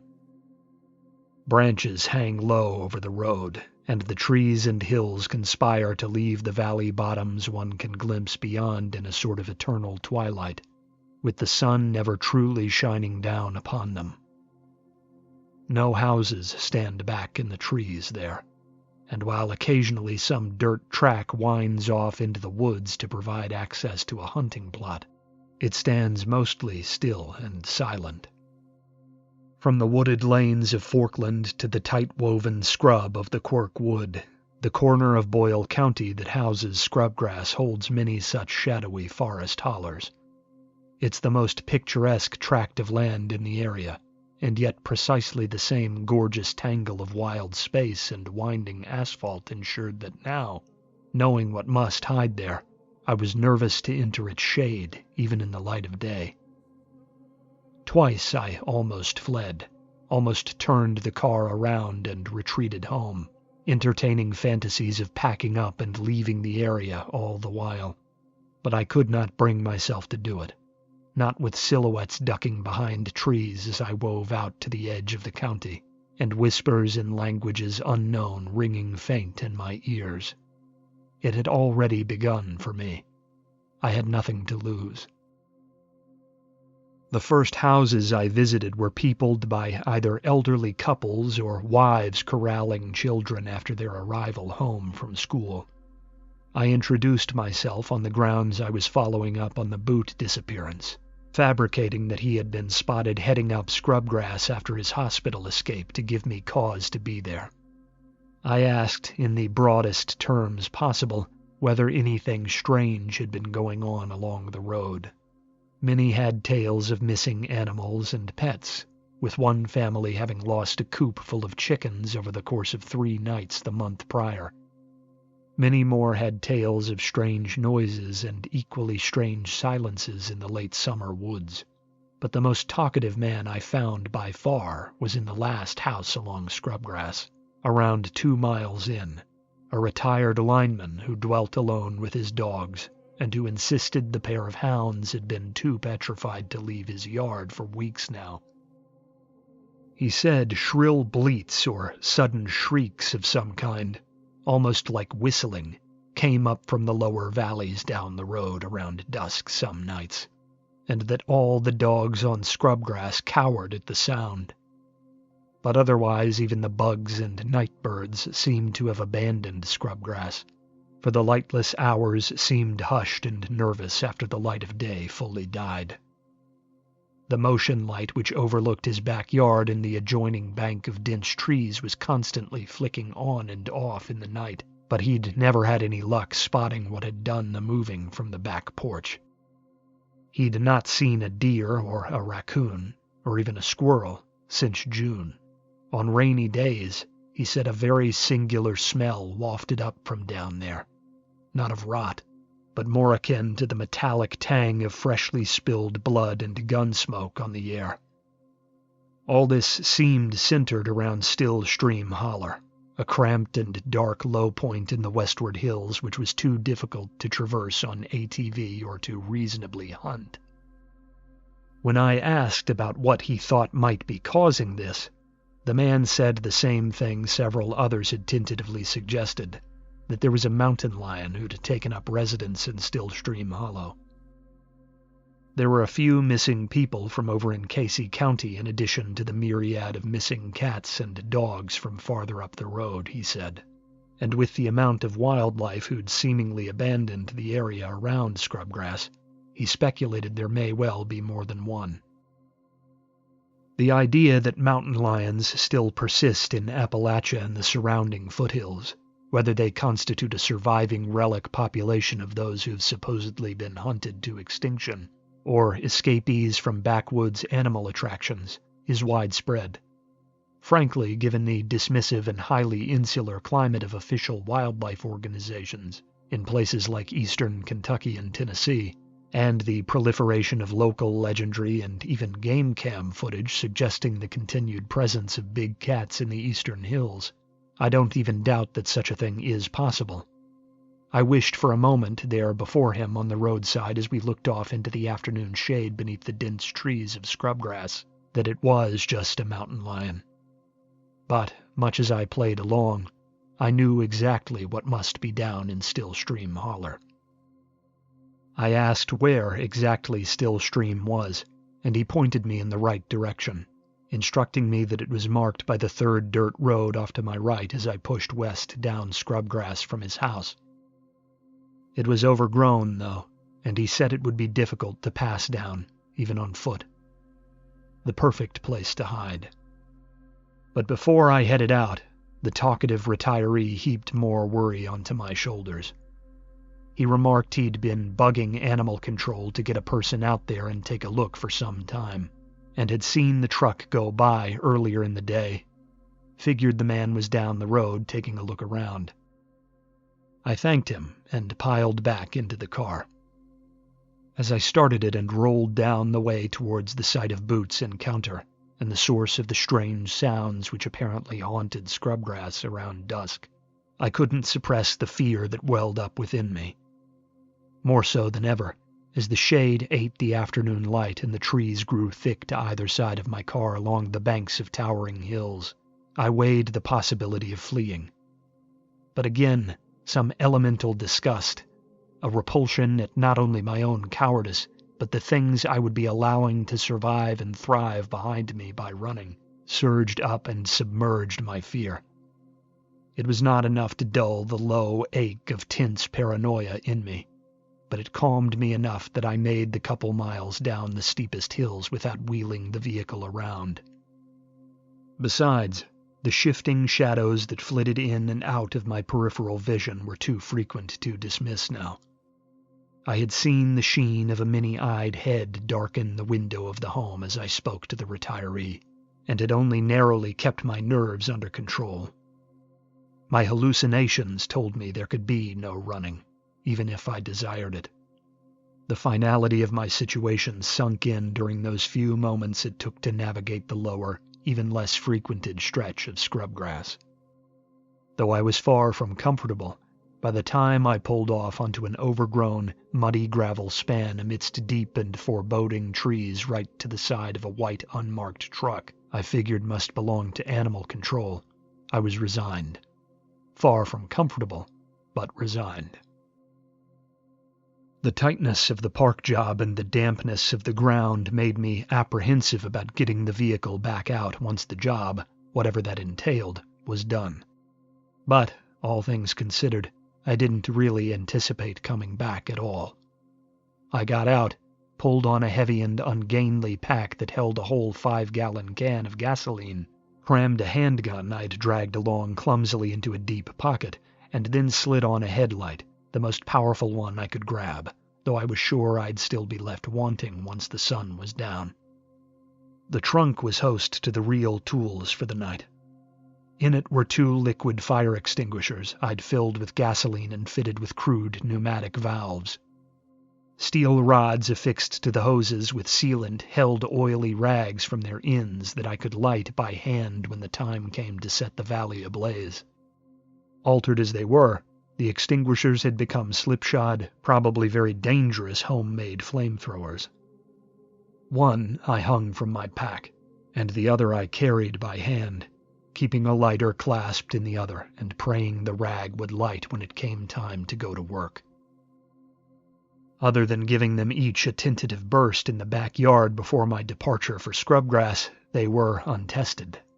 But I knew purely from looking at them that the proximity of my hand to the jet of burning gasoline would singe it in time, and that the tank would run dry quite quickly once I began to use it. The backup gas I'd bundled in the backpack would be awkward to transfer to the extinguishers in the woods, especially under duress, but I figured it was better to have more on hand. Even if things went catastrophically wrong, and one of the extinguishers burst in my hand and set me alight, the ensuing blaze from all the gasoline might well set enough of the surrounding forest ablaze to kill whatever spider thing I'd been firing at. It would also assure me in those final seconds that I wasn't going to be changed. As for how I looked, I didn't give it much thought. Scrubgrass saw next to no traffic this far out, for there were more efficient routes to and from neighboring Casey County, and all those along the road seemed to live and work in Boyle, towards the opposite end. The perfect hiding spot, it seemed. The only man in the area to see me, I imagined, was with animal control, and given his truck was empty and a few low calls into the woods received no response, I didn't think I'd find him in good condition. If he had indeed gone down along Still Stream, and the worries of the residents of the road, along with Boots' encounter, proved to have been warranted, I figured he would be elated to see me, if he still lived at all. I could not see the stream itself from where I stood along the road, not at first, but I could hear it, a faint murmur of water amidst the forest, unstirred by wind this low between the flanking hills. The sheer silence of the place came home to me then, and I knew, just as the locals had, that it could not be wholly normal. Each tread I took along the steep downward hill and slip in the damp drifts of last year's leaves and needles seemed a cacophony that echoed off the thick canopy overhead, and drifted off through the trees to observers unknown. Try as I might, I never attained the stealth I attempted. The creek itself did a little to mask me, but not much. It was, as its name suggested, near still, and the sound it made was only prevalent due to the deathly quiet reigning over the surrounding woods. Its course was deep and muddy, with slick and sheer chasm walls of packed clay on each side taller than a man, suggesting it swelled to considerable sizes during torrential downpour in the hills. Roots seemed to reach up like skeletal claws from the broken bed to obstruct feet and tear at pant legs, and even though a good 2 hours of daylight remained above the trees, the shade made them difficult to spot until I was right up on them. I had intended to hit whatever hideaway the things favored before dark truly fell. Assuming they hunted and skulked through the region under cover of darkness, as had Carson during his time lurking above his old office, it was a safer bet they'd all be in one place if the sun hadn't fully set. But the further I wound into the trees, the more 12-foot waterfalls and sharp embankments of briars dragged me deeper and deeper into the valley, the more I dreaded seeing the things in the half-light of the valley floor. Everything was tinted a deep and obscuring blue by the leaf cover, and though I yearned to flick on my headlamp, I didn't just yet, siding with what little discretion I could manage in the mud and brush over the visibility it would offer me. Wondering to myself whether the altered victims of this many-legged plague of the mind navigated or hunted by sight at all, I tried to occupy myself entirely with such strategy and speculation. It helped alleviate my need to glance around into the darkest shadows of the wood. There were things moving silently around me, occasional and stuttering, but insistent as itching flesh or gnawing hunger. Summer's remaining growth meant the tangle around me was still bold and bristling, and though the need to protect myself dictated I look when a moving shape in the afternoon twilight danced along the edge of my sight, I attempted to avert my eyes the moment I concluded whatever had drawn them had been some shade of my spiraling psyche, rather than a lurking crawler ready to pounce. The visions were mostly of a lean, tall, ebon thing, with glints and fluttering hints of movements about its head. This thing, Poung Ku itself probably, had become a constant companion, and though I had seen it only fleetingly in the hours before my coming to Scrubgrass, it now seemed anxious that I witness it fully and openly. I once rounded a bend in the stream and came face to face with the silhouette of it crouched in the leaves up ahead down the rough lane of trees. It was no more than 15 or 20 feet off. I recall raising my head, staring at the sight of it, and then fighting to avert my gaze and walk on towards it as if it weren't there.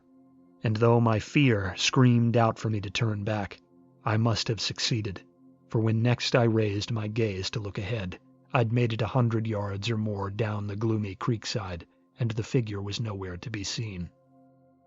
Many such encounters played out on the dark woodland trail I cut through branch and thorn, and time seemed to pass agonizingly slowly. Aggravating this haze of glimpses was the prevalence of actual spiders along the route, for the tiny creatures seemed to be congregating in the trees and brush about me, and I would often stumble through webbing assuming it was some unreal shadow, only to emerge brushing clusters of them from my arms and face. Though I could not have spent more than a half-hour winding down from the car to my eventual destination, the tension and confusion and repulsion, the sheer hopeless finality of it all, weighed so heavily on me that it dragged by like torture.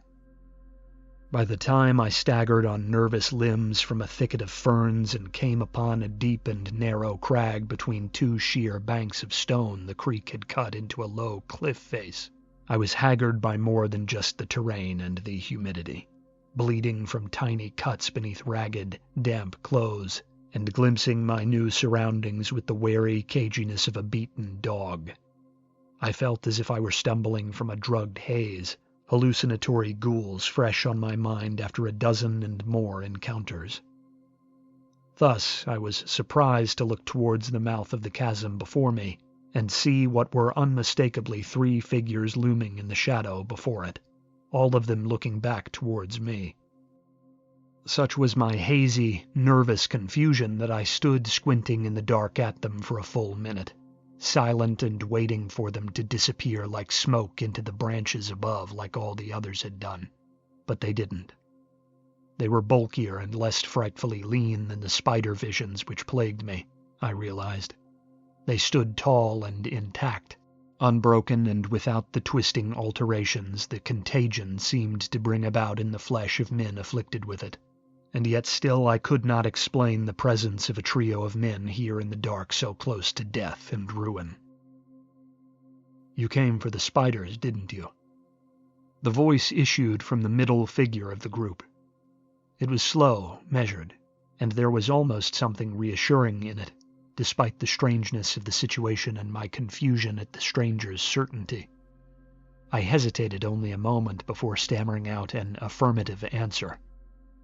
The same central speaker told me that they were armed, but meant me no harm. If I did not harm them, they would not harm me. I agreed. He then asked if they could approach, and they did, all of them seeming pale and drawn with long travel and worry in the gloom of the wood. They were in tattered, dark clothing, carried rifles and practiced and easy hands, and sported plate carriers and extra magazines that struck me as strange for the task at hand. Indeed, they would come to tell me that they had little idea what to expect in the chasm. They had learned of the threat only a few days prior. Their leader, or speaker at least, explained cryptically that they had scryed the presence of an unwelcome force in the area, but did not elaborate what exactly that meant. They were, he said, members of something he dubbed the Call of the Mountain. He asked me what I knew of the spider things, and waited as I stumbled through the tale of my long, fumbling pursuit of what truth I'd been able to gather. As I spoke in the gathering dark, I observed the three of them as best the shadow allowed, searching for signs of illness or taint in them. But their eyes flickered for peripheral motion less than my own, and their gaits seemed healthy and untroubled by either nerve or fever.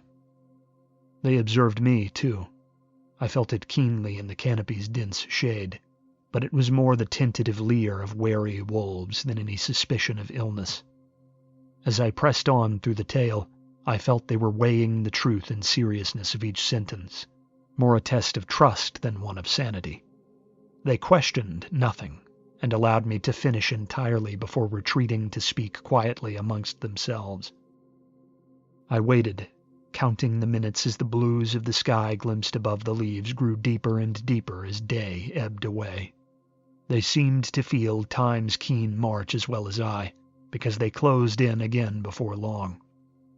I expected some request for help in the canyon, or more advice on what to expect there, but I received a question from their speaker instead. Why did you go through so much trouble to puzzle all this out? I was silent for another long minute, forced to give shape to thoughts which had been amorphous at best prior to that night. The disgust and fear of further spread played their role, of course, but in the end, I supposed my real devotion came from fascination, dark as it was. The threat and dark obscurity was so novel and unprecedented in my life that I could not look away or abandon the path. Like a sleeper bound up in a nightmare, I was now diving deeper and deeper into the unlit reaches, half terrified and half exhilarated, needing to know what came next. The speaker nodded as I finished. There was understanding there, as mad as I felt speaking the thoughts aloud. I suppose there must have been madness in all of us, for us to be standing there in the first place. You can lead if you want, the speaker told me. If fire is what they fear, you're better equipped than we are. We'll follow and cover you as best we can in the chasm. Perhaps it sounds unhinged to suggest I didn't take this suggestion with suspicion, but I didn't. The speaker seemed almost disappointed he had to make it, as if he might miss some vital excitement from his place a few paces back from me in the chasm. He suggested purely due to practicality, and I accepted gratefully, for I only realized how dreadful going alone would have been the moment I had company in tow.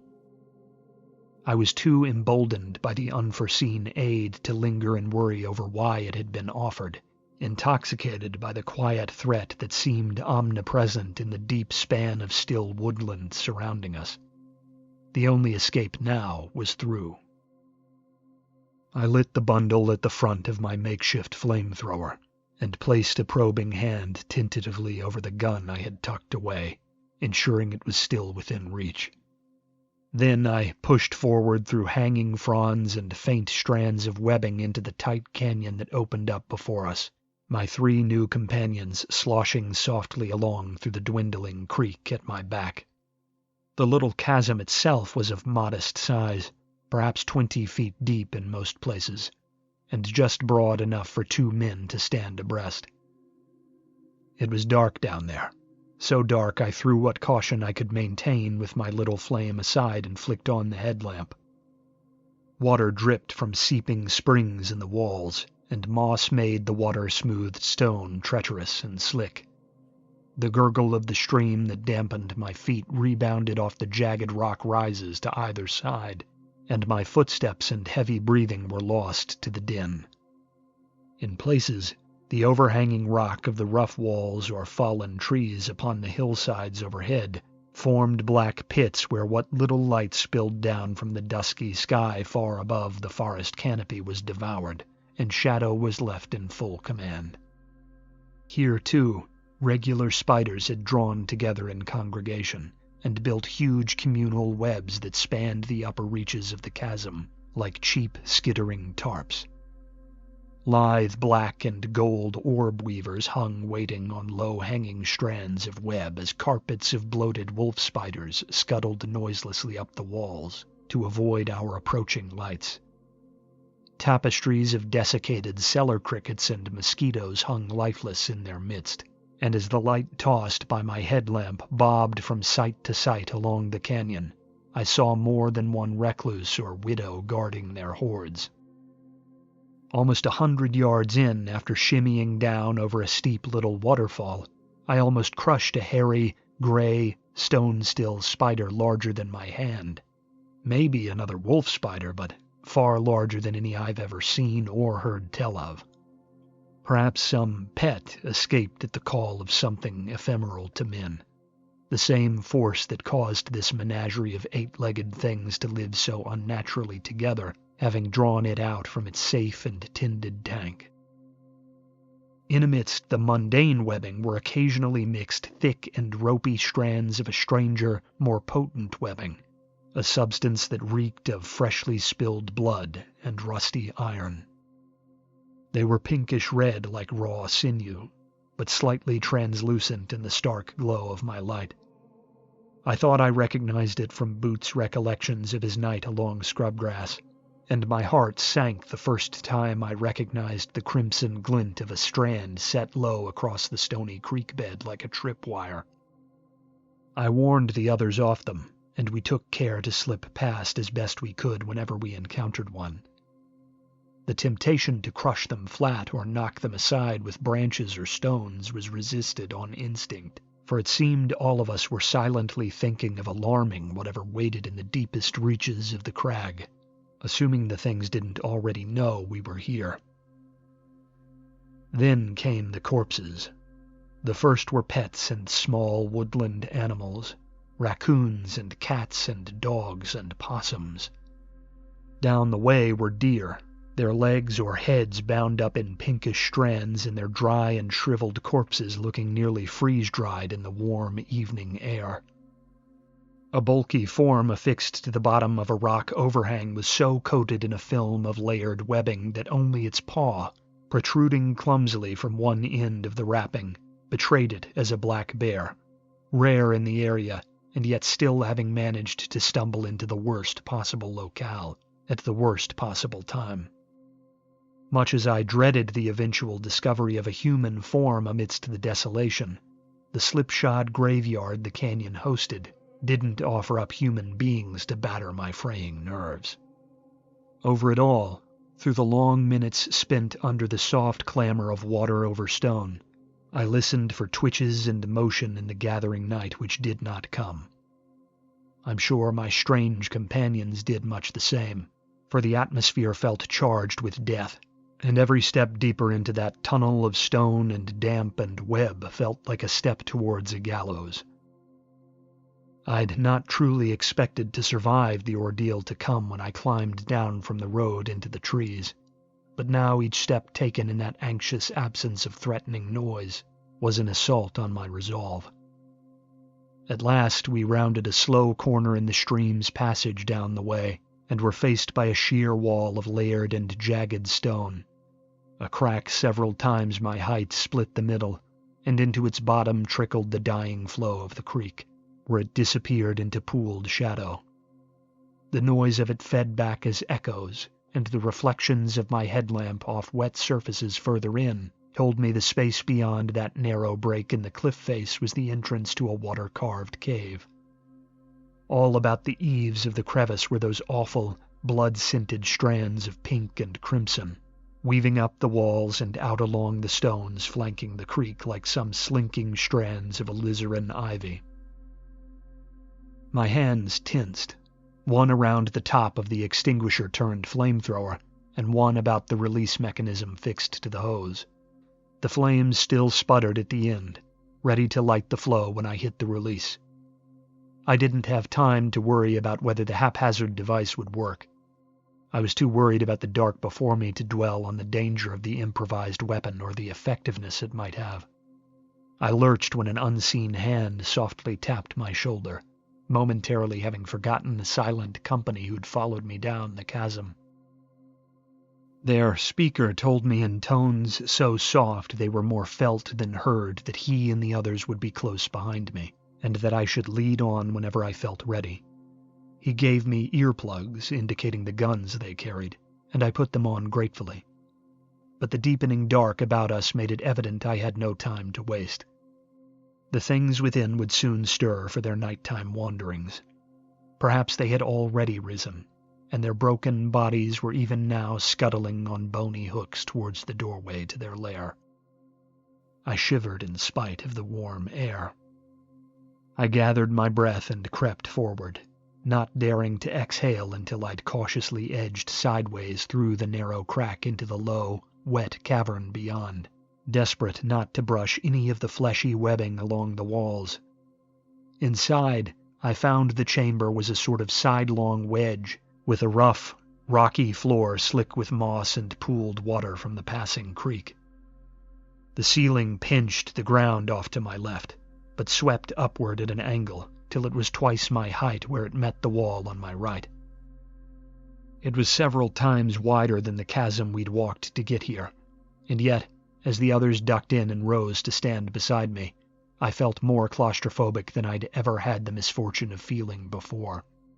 Trapped and hopeless on the cusp of my destination.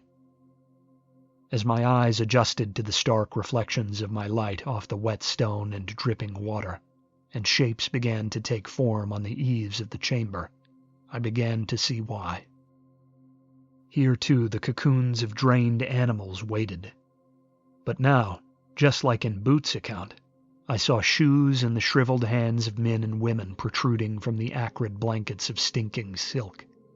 Some were mounted upon the ceiling, and some were curled in corners or half obscured by mounded rock. The faintest smell of true rot mixed with the metallic stink of the webbing, as even the drained husks began to rot under the onslaught of mists and groundwater. 5, I counted, 3 seemingly older, and 2 looking much fresher. None seemed alive, though, which, awful as it sounds, relieved me. "They aren't actively trying to replicate," I whispered as the speaker and his 2 companions drew up next to me. "They're just feeding." The speaker nodded his recognition, adding a cautious, "yet." The speaker was right, I knew.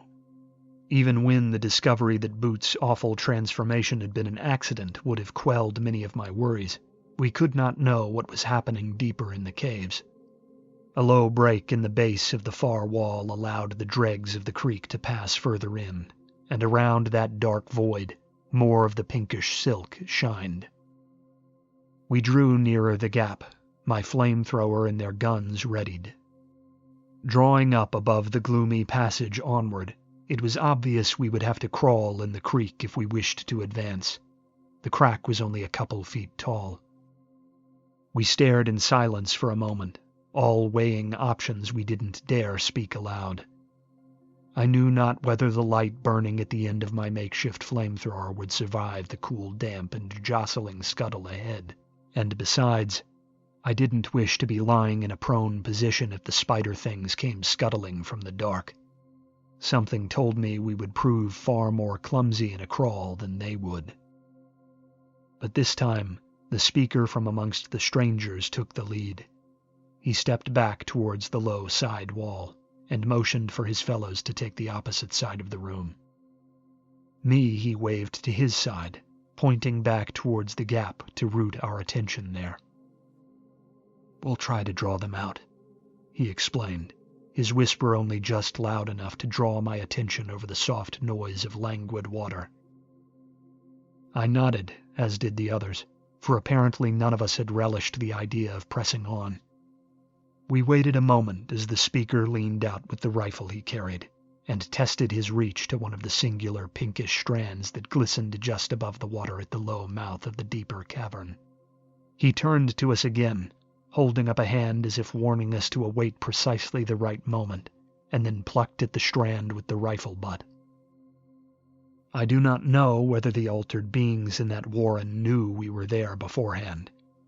It seems, on reflection, that our procession down the canyon we'd entered was so unsubtle that they must have known. But even if they felt the tremors of our approach, or tasted our scents upon the air, they had not shown a trace of themselves save their webbing up until that point. Perhaps the fluids of the corpse that was the man from animal control had satiated them, and they were not desperate for another struggle so soon after the first feed of the day. Whatever their motives, the plucking of that silken string in the dark seemed to trigger something primal in the beasts, and like a cat darting after a runner, they seemed to come more by reflex than by design. Their approach was signaled by a sort of discordant twang that echoed up the cords of silk from the bowels of the cave system. The speaker who'd plucked the line added to the chorus of string sound as he tugged and twisted at his rifle, which was locked fast by the webbing. His companions across the room from us aimed and breathed steadily from their positions along the stone wall, nothing shaking their focus on the entrance to the lair before us. I tried to match that focus, to ignore the struggle of the speaker to free his weapon. But before 20 agonizing seconds had drifted past, the speaker had given up his tussle with the spider twine, and had retreated behind with a sidearm in hand. Every moment brought the twitching and twanging closer, nearer, louder. "Keep going, even if the fire kicks back on us in here," the speaker shouted from behind, all pretense of stealth abandoned. "Don't let up once you see them." Then he loosed another order, I think to his fellows across the way, when he added, "Don't fire till he's used up the canister." I had a moment to once again indulge in thankfulness that I was not alone. Then a flurry of motion caught my eyes beneath the lip of the lair's low entrance ahead, and I loosed the jet of flame.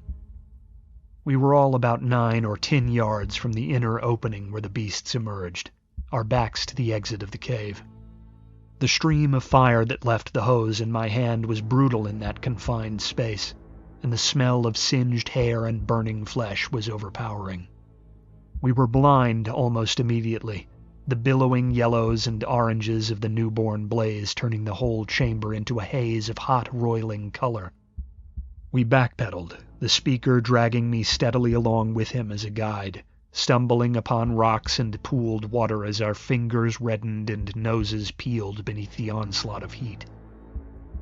I could not see the vile attackers on the other end of the flame wall, but I could hear them, thrashing and slapping like seared steak against the unforgiving rock about them.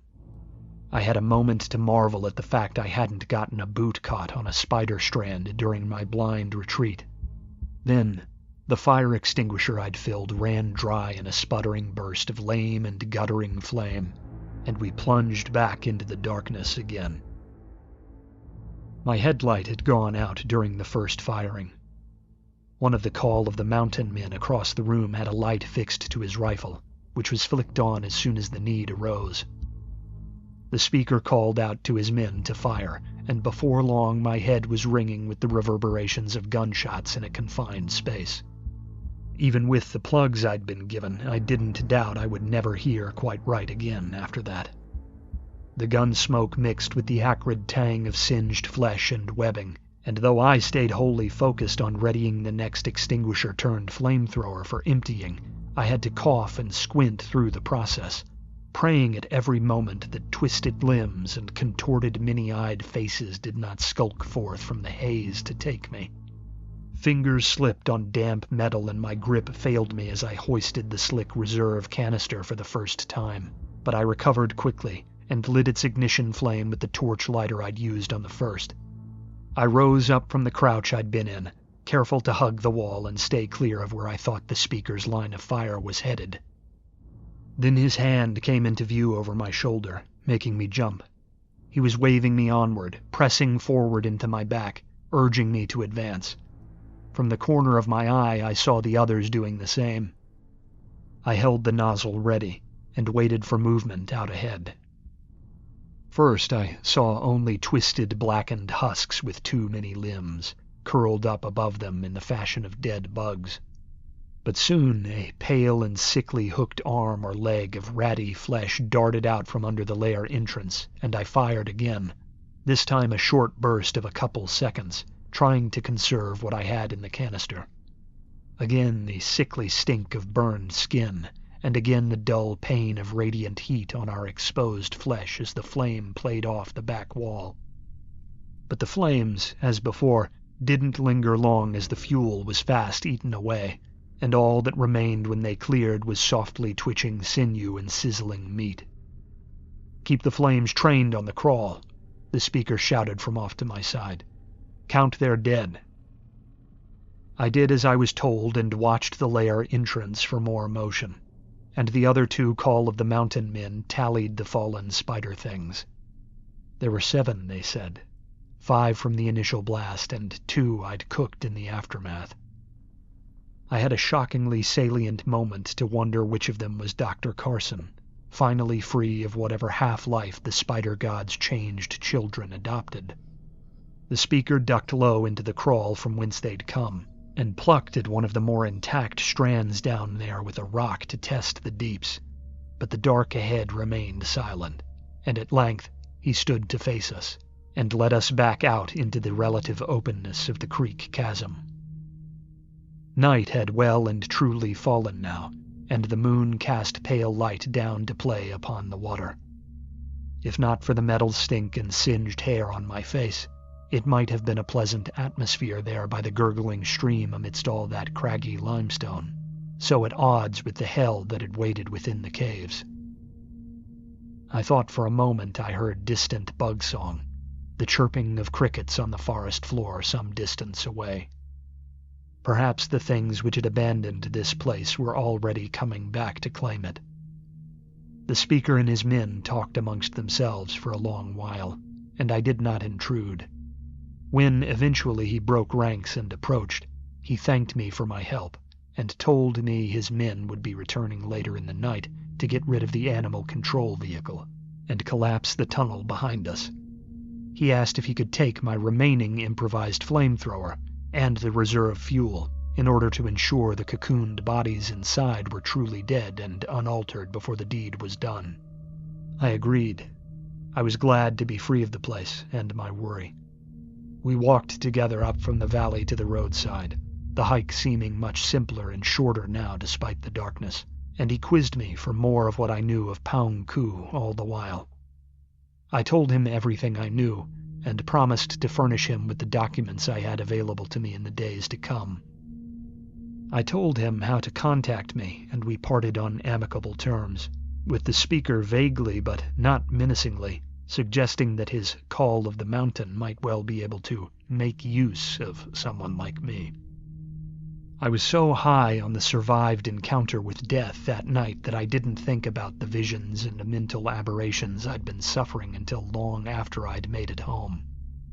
My path down dark and tree-lined roads held no more ominous threats for me, and the lightning bugs dancing over open pasture and grassy hill across Boyle County were as welcome a sight as ever. No ghastly visions of lurking figures haunted the shoulder, and no half-glimpsed darting motions drew my gaze. I had stumbled into bed before I reflected on Poung Ku and the visions that prefaced his transformations, and even then they seemed somehow an old worry to me, something from a prior life, only partly remembered, and holding none of the terror and finality they'd carried before. It's only been weeks, so I can't say for certain his influence is broken, but I have seen or heard no hint of his form or whispers, and I have felt no dread at the coming of darkness each night. I may well have escaped unscathed, though exactly why eludes me. The speaker, Traven his men call him, has been in touch, consulting as his Call of the Mountain tries to ensure the incursion by this spider god is well and truly finished. He and his men took the idol I'd been left by Carson, and so far as I know, they have methods of destroying or containing it, and I count myself fortunate its presence with me doesn't seem to have had a lasting impact. I've asked him about my sudden return to normalcy, much as I was hesitant to do so, but he seems unsurprised.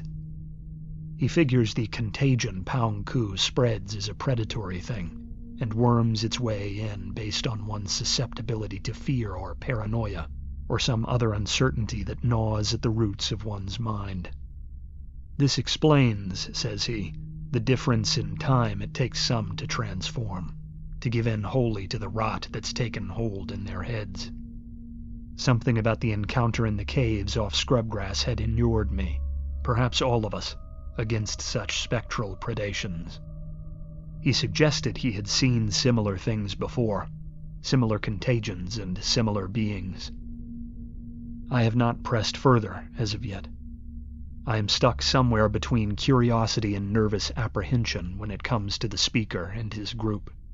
And yet, more and more, as the spectacular scale and strangeness of what I've encountered sinks in with me, I yearn to know more, to discover new strains of knowledge thus far obscure to me, and uncover the things the speaker hints at when we discuss the spider things and their methods. While I've fallen back into my less than reputable line of work in the time since the caves, I have found none of the thrill I used to seek in it. For all its skulking, it seems just another day job to me now that I've tasted real risk. I think I'll keep speaking with the speaker. Perhaps take him up on one of his offers to go out on an excursion with the others, and learn more about this call of the mountain.